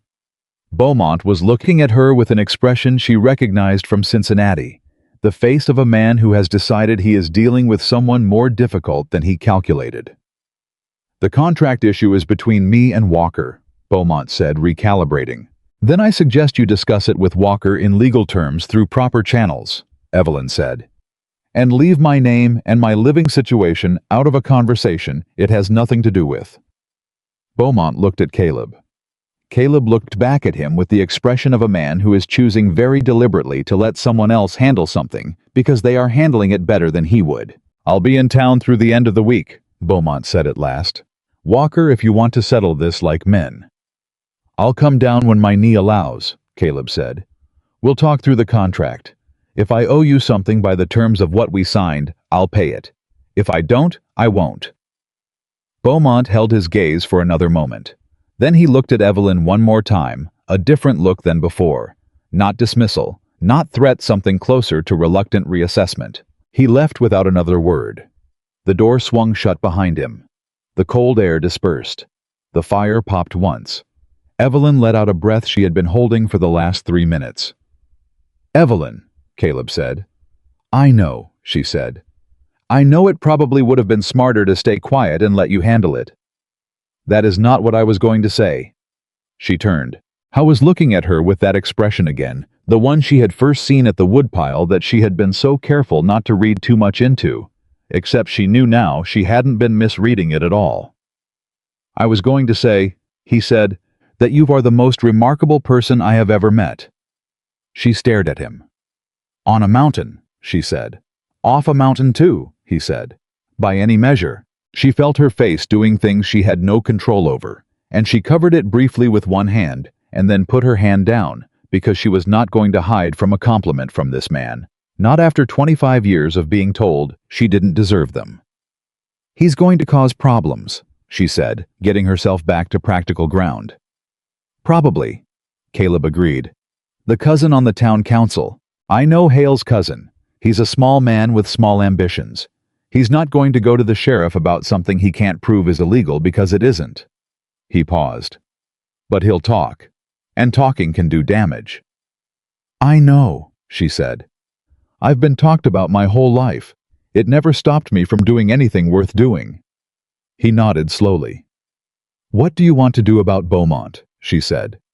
"What do you think I should do?" She looked at him. He was asking genuinely, not to hand her a burden, but because he wanted to know what she thought, the way he had wanted to know what she thought about the trap lines and the ice approach and the mended harness and everything else. He had been asking her what she thought for months now, and treating the answer like it mattered. "I think you should go to town when your knee allows," she said. "I think you should look at whatever he signed with you and be absolutely clear about what it says and what it doesn't. And I think you should not give him an inch that isn't his by the letter of what's written." "I think so too," he said. "I'll come with you." He looked at her. "To town," she said. "I'll come with you to town. I'm not—" She stopped, steadied. "I'm not afraid of Pine Hollow. I was afraid of it in June because I was alone, and I had nothing. I'm not alone now, and I have considerably more than nothing." "No," he said quietly. "You do." They looked at each other across the small cabin, with the fire between them, and the snow outside, and all the things they had said, and not said, and done, and been through. And Evelyn thought about the woman who had torn a letter in half on a train platform 6 months ago, and could not find her anywhere in herself anymore.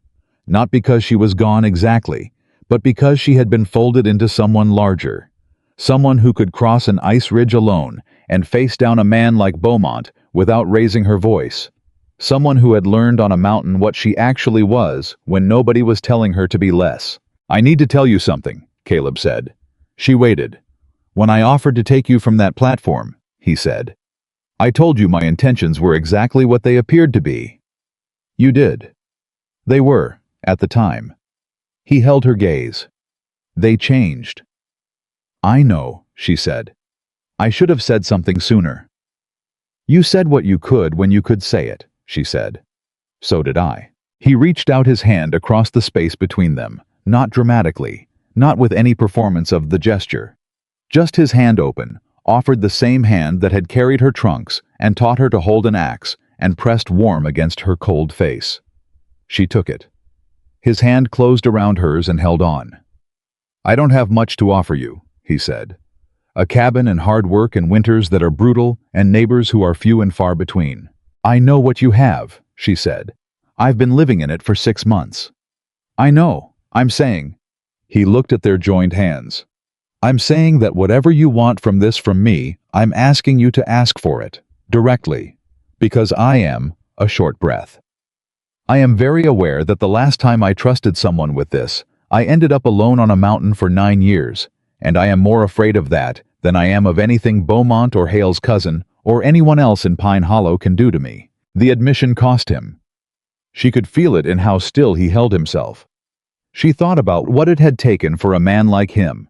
A man who had learned that trusting people was a debt that came due at the worst possible moment, to say that out loud to another person. She tightened her hand around his. "I want to stay," she said.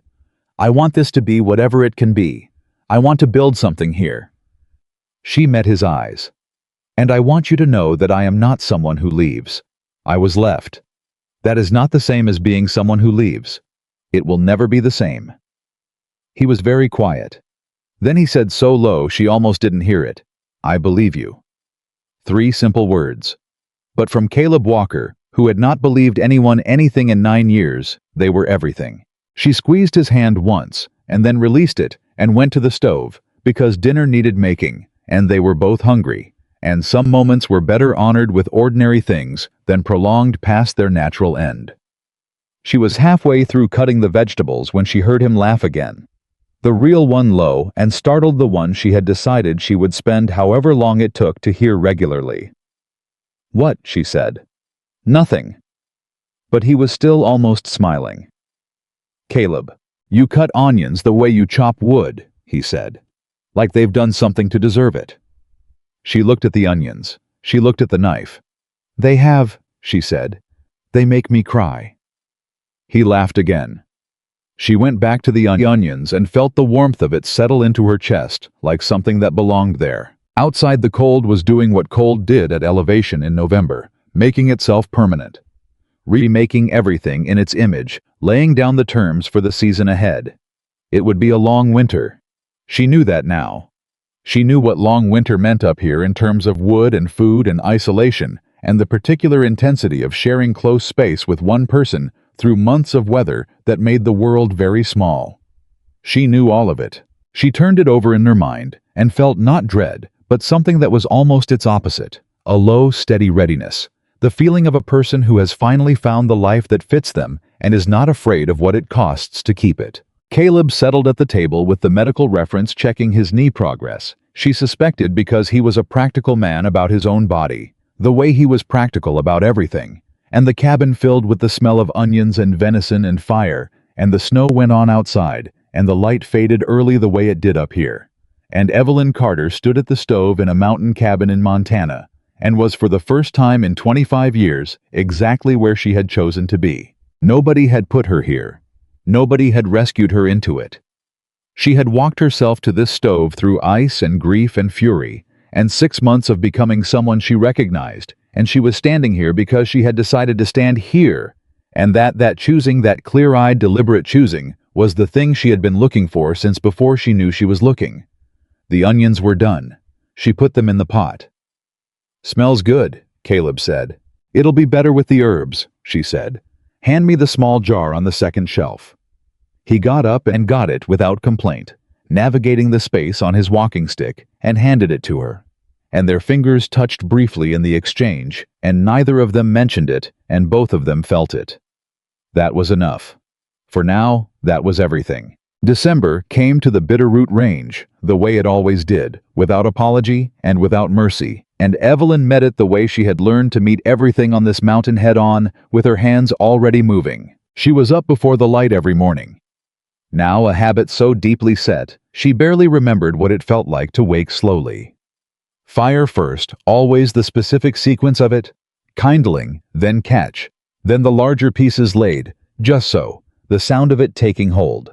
A sound she had come to associate with the particular satisfaction of a thing done right. Coffee second. Then whatever the day needed from her, and the days always needed something. Caleb's knee had mended the way. Strong things mend stubbornly on its own schedule, not quite fast enough for his patience. She had caught him testing it twice in the second week, standing in the center of the cabin, putting weight on it experimentally when he thought she was reading, and both times she had said nothing because he needed to do it, and she understood that about him.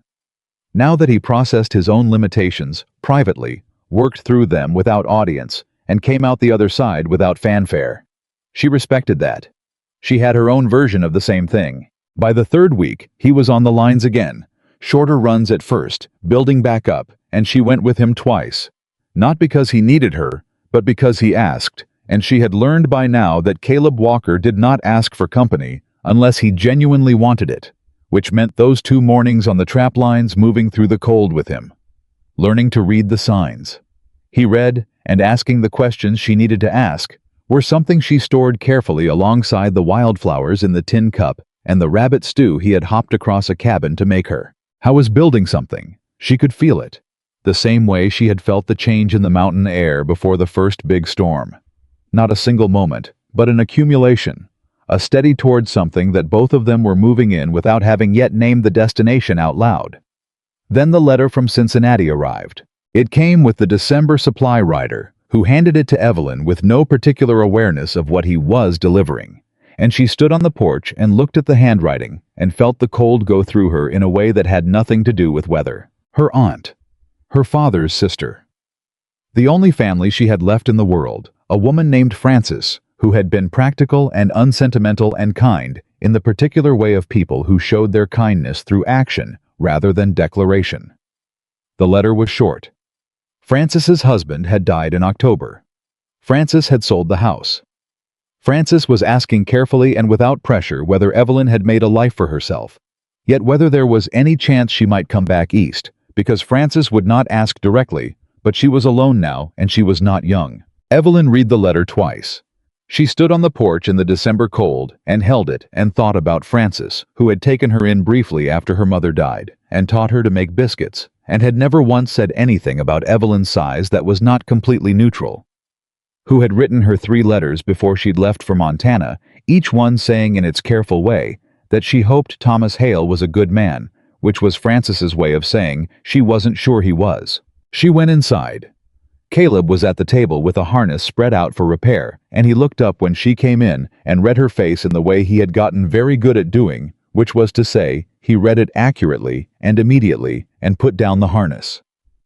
"What is it?" he said. She handed him the letter. He read it. He was quiet for a moment after. "She's alone," Evelyn said. "I see that. She's the only family I have." "I know." She sat down across from him.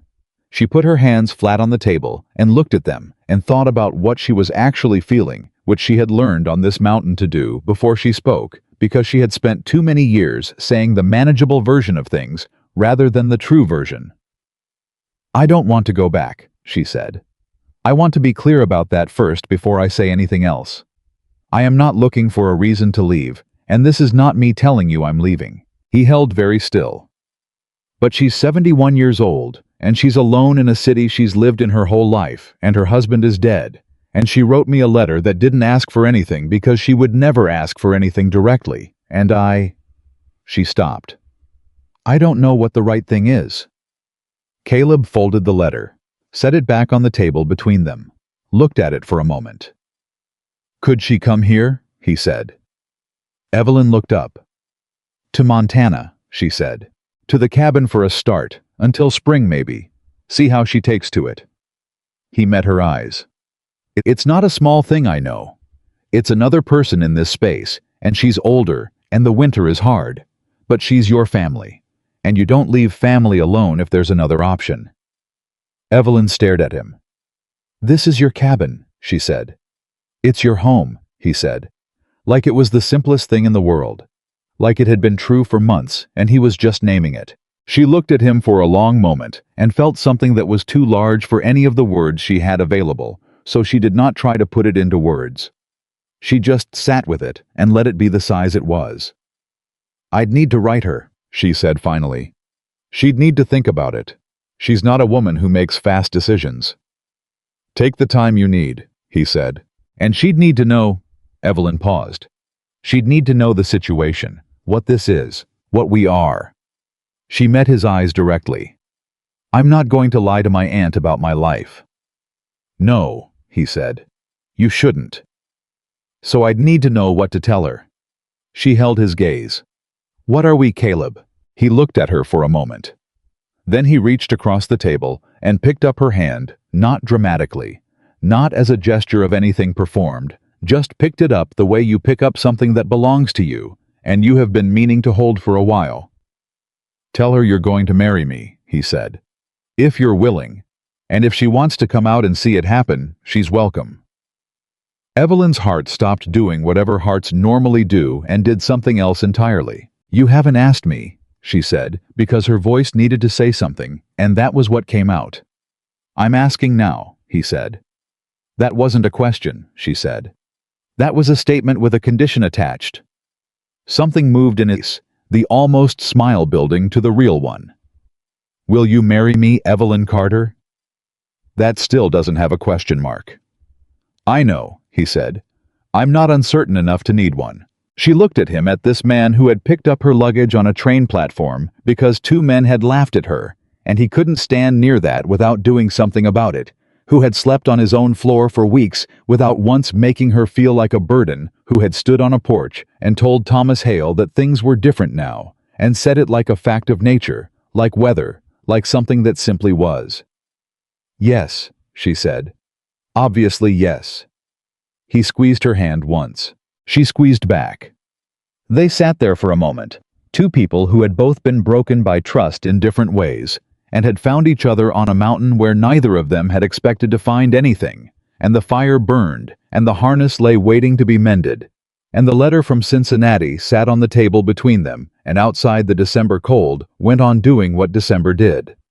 Then Evelyn said, "I'm going to write Frances today." "I figured," he said. "She's going to have questions. I'd be surprised if she didn't.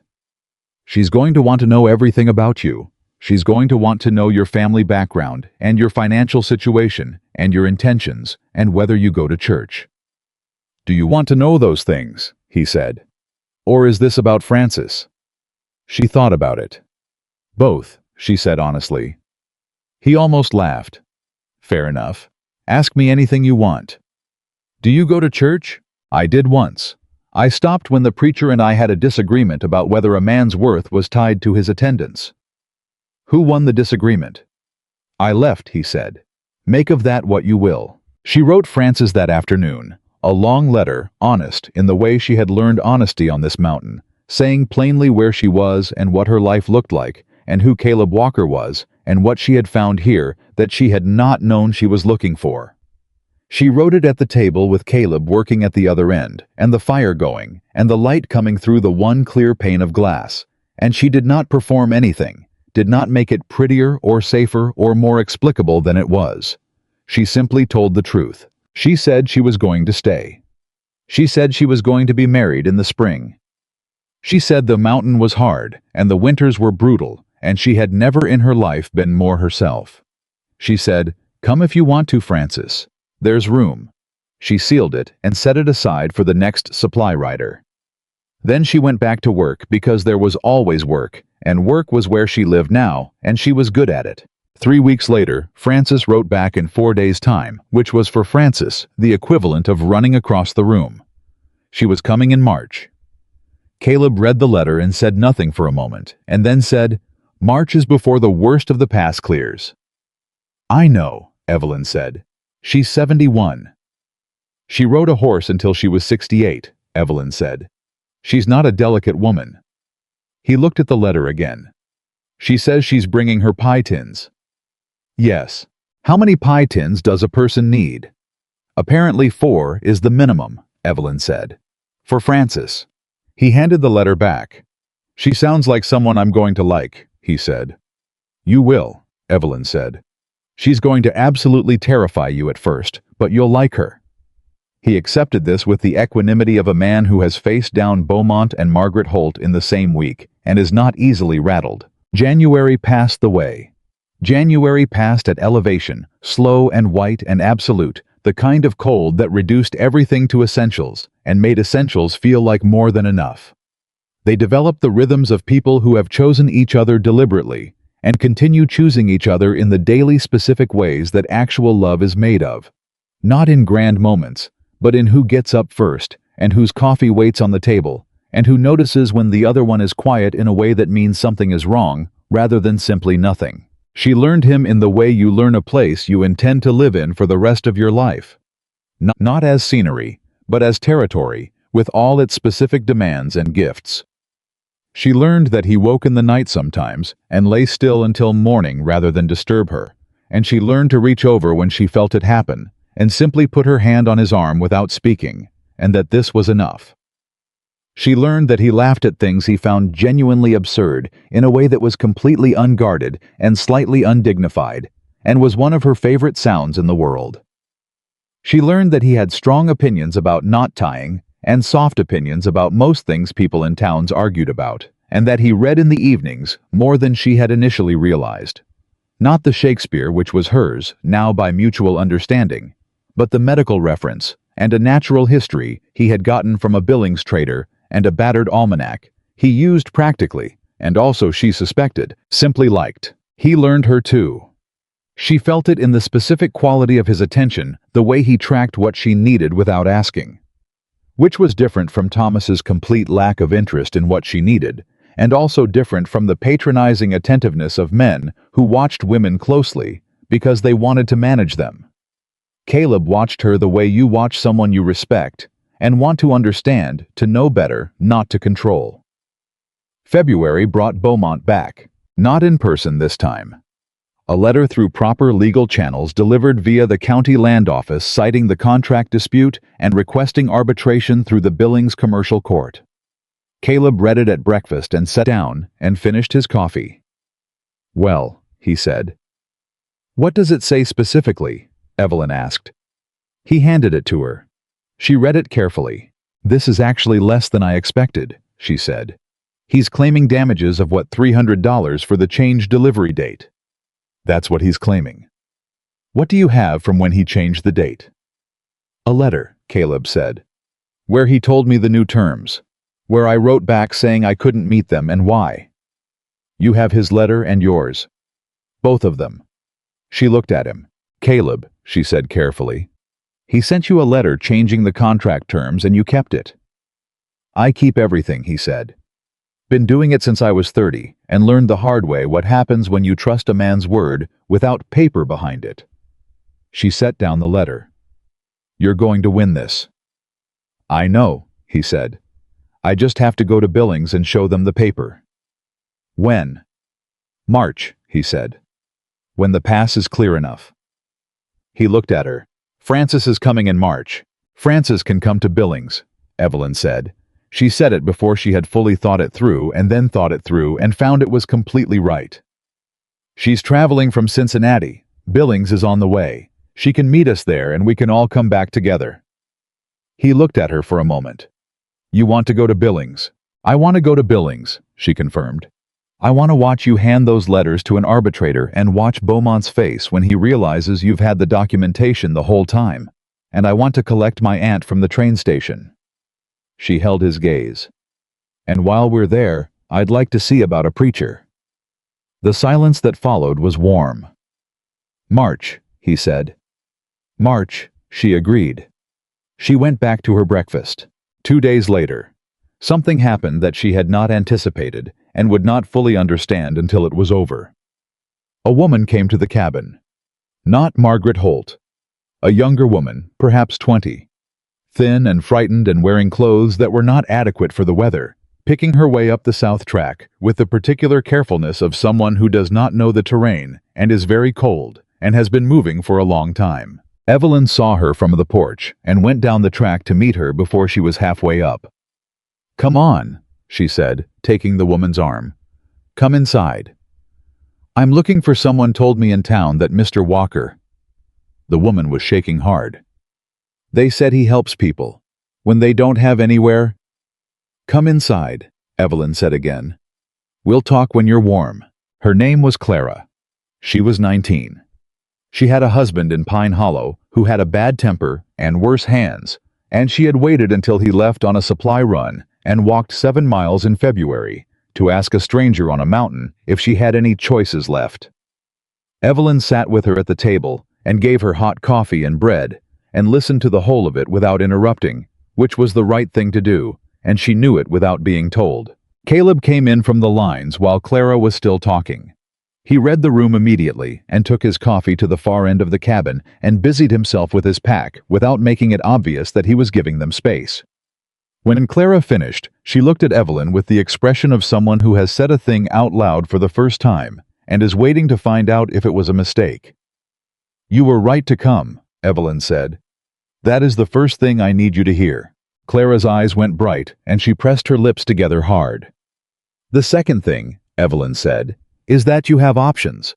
I want to tell you what they are, and I want you to hear all of them before you decide anything, because you are someone who gets to decide. Do you understand me? You are someone who gets to decide." Clara nodded. She was trying not to cry, and not entirely succeeding. "From the far end of the cabin," Caleb said without looking up from his pack. "There's a woman in Billings. Name of Mrs. Adeline Cross. She runs a boarding house for women in difficult circumstances. I've sent 3 people to her in the last 7 years. She's good people." He said it to his pack. He didn't say it to Clara directly, because he understood that Clara needed to be spoken to by Evelyn right now, and he was simply adding information to the room. The way he added information about ice approaches and dull surfaces, plainly usefully, and without making it about himself. Evelyn looked at him across the cabin. He met her eyes briefly. She looked back at Clara. "That's one option," she said. "Let me tell you the others." Clara stayed 2 nights. She slept in the rope bed which Evelyn had moved back to being hers in the month since Caleb's knee healed, and she ate and she slept, and she spent a long time sitting on the porch in her borrowed coat, looking at the mountains, with the expression of someone recalculating what the world was allowed to be. On the second morning she said she wanted to go to Billings. Evelyn wrote a letter to Adeline Cross that went with Clara, carried by the next supply rider who came through and agreed for a small amount of money and a considerably larger amount of Evelyn's very direct persuasion to escort a young woman to the Billings station safely. When Clara left, she hugged Evelyn at the door, quick and fierce, and not saying anything because there was too much to say. Evelyn held on for a moment. Then she let go and watched her go down the track, and felt something settle in her chest, like the last piece of something large clicking into its right place. Caleb came and stood beside her. "She'll be all right," he said. "Yes," Evelyn said. "She's tougher than she looks. She walked 7 miles in February. That tells you what you need to know." He was quiet for a moment. "You're good at that," he said. "At what? Knowing what people need to hear, saying it in a way they can actually take in." He looked at her. "I watched you with her. You knew exactly what to do." She thought about the train platform in June. About 6 hours of sitting beside her trunks while the town walked past. About the specific loneliness of being a woman in trouble with nobody willing to see it. "I know what it feels like to need someone to tell you that you have options," she said. "That's all." He put his hand on the back of her neck, gentle and warm and absolutely certain, and she leaned into it for a moment, just a moment, and then straightened up, because March was 6 weeks away and there was work to do. March came. The pass cleared on the 14th, earlier than Caleb had expected, and later than Evelyn had hoped, and they came down the mountain together on a morning that was still cold, but had a different quality of cold, the kind with spring underneath it, the kind that was beginning to apologize. Pine Hollow watched them come through. Evelyn felt the eyes and did not look for them. She had learned on a mountain with a man who moved through the world without performing anything. How to stop performing for audiences she had not chosen. She rode beside Caleb on the wagon seat with her back straight, not for anyone watching, but because she was a woman with good posture who had decided a long time ago not to apologize for the space she occupied. They passed the train platform. She looked at it. The boards where she had sat for 6 hours. The spot where the letter had drifted apart. The place where she had told the truth. "No, I have nowhere to go," because there was nothing left to protect. And that truth had turned out to be the door to everything that followed. She did not look away from it. She looked at it clearly, fully, and then she looked forward, because that was where the road went. The Billings arbitration took 1 morning. Beaumont's lawyer was good. Caleb's documentation was better. The arbitrator, a small, precise man named Whitfield, who had seen every variety of contract dispute in 30 years of practice, read the letters in the order they were written and looked at Beaumont over his glasses with an expression that said everything necessary without words. Beaumont's claim was dismissed. He left the building without looking at either of them. Evelyn watched him go and felt not triumph exactly, but something adjacent to it, the clean satisfaction of a thing done correctly, of preparation, meeting moment, and holding. Frances arrived on the afternoon train. Evelyn saw her before the train fully stopped, that particular upright silhouette. The sensible hat, the carpet bag, that had traveled on every significant journey of Frances's long life. She was smaller than Evelyn remembered, or maybe Evelyn was simply larger than she had been in a different life. And when they embraced on the platform, it was hard and brief and exactly right. Frances pulled back and looked at her. "Well," she said. Her eyes moved over Evelyn's face with the thorough attention of a woman who did not miss things. "The West agrees with you." "It does," Evelyn said. Frances looked at Caleb. Caleb looked at Frances. "Mr. Walker," Frances said. "Ma'am," Caleb said. He had his hat in his hands. Frances looked at him for a long moment, that complete unsentimental assessment that Evelyn had grown up under and trusted absolutely. She looked at his hands and his face, and the way he stood, and the way he looked at Evelyn when he thought he wasn't being observed. "You kept her safe," Frances said. "She kept herself safe," Caleb said. "I just gave her somewhere to do it." Frances was quiet for another moment. Then she said, "That'll do," and picked up her carpet bag, and that was that. They were married on a Thursday. The preacher was a practical man named Brother Sims, who had performed the ceremony in a front parlor before and did not find it unusual. Frances stood beside Evelyn. A man named Gunderson, who had known Caleb for 12 years and apparently considered him the closest thing he had to a friend, stood beside Caleb, looking moved in a way he was clearly embarrassed about.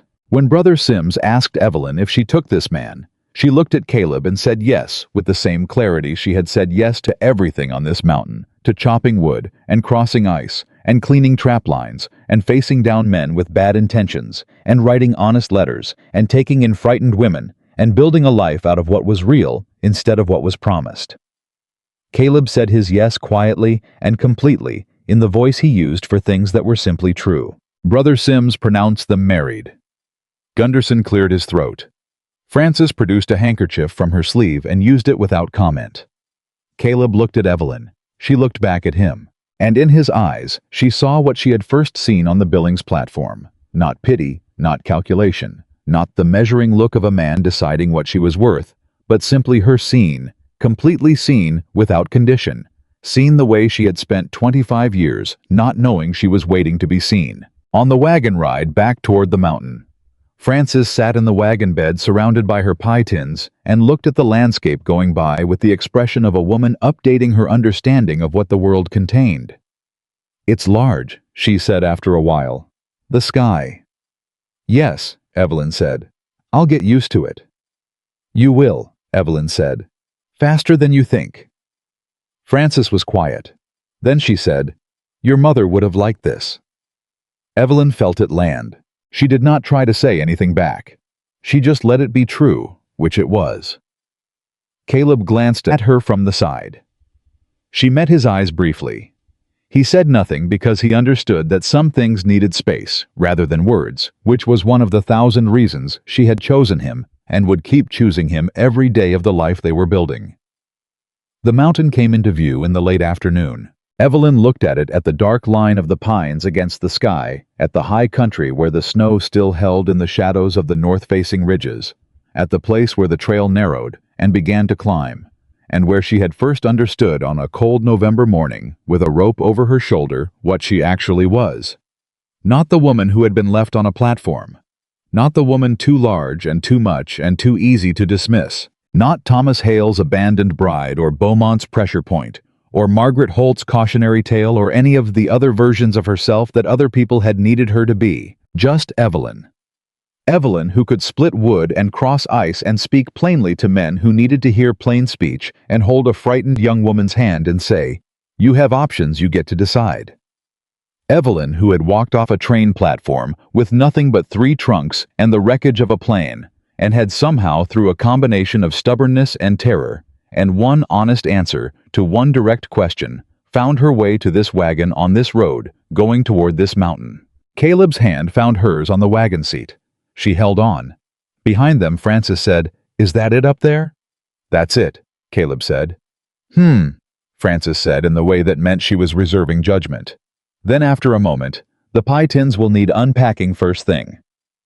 There's a shelf, Caleb said. Second one from the top. I cleared it last week. A pause. Did you? Frances said. Yes, ma'am. Another pause. Well, Frances said. All right then. The wagon moved up the mountain track. The pines closed in on either side. The air went cold and clean and sharp, with that particular high-altitude honesty that Evelyn had come to love, the air that told you exactly where you were and asked you to be exactly who you were in return. She had come west in a faded blue dress with 3 heavy trunks and a broken plan, and she had stood on a platform for 6 hours while a town walked past, and she had told the truth when the truth was the only thing she had left. And the truth had been enough. The truth had been in the end everything. She was home, not because someone had given it to her, not because she had been lucky or rescued or taken in, but because she had chosen it with both hands and clear eyes and the full knowledge of what it cost and what it gave back, and she would go on choosing it every day with the same deliberateness and the same certainty that had carried her across an ice ridge in fresh snow without stopping. Some people spend their whole lives waiting to be chosen. Evelyn Carter had finally learned to choose herself, and it turned out that was the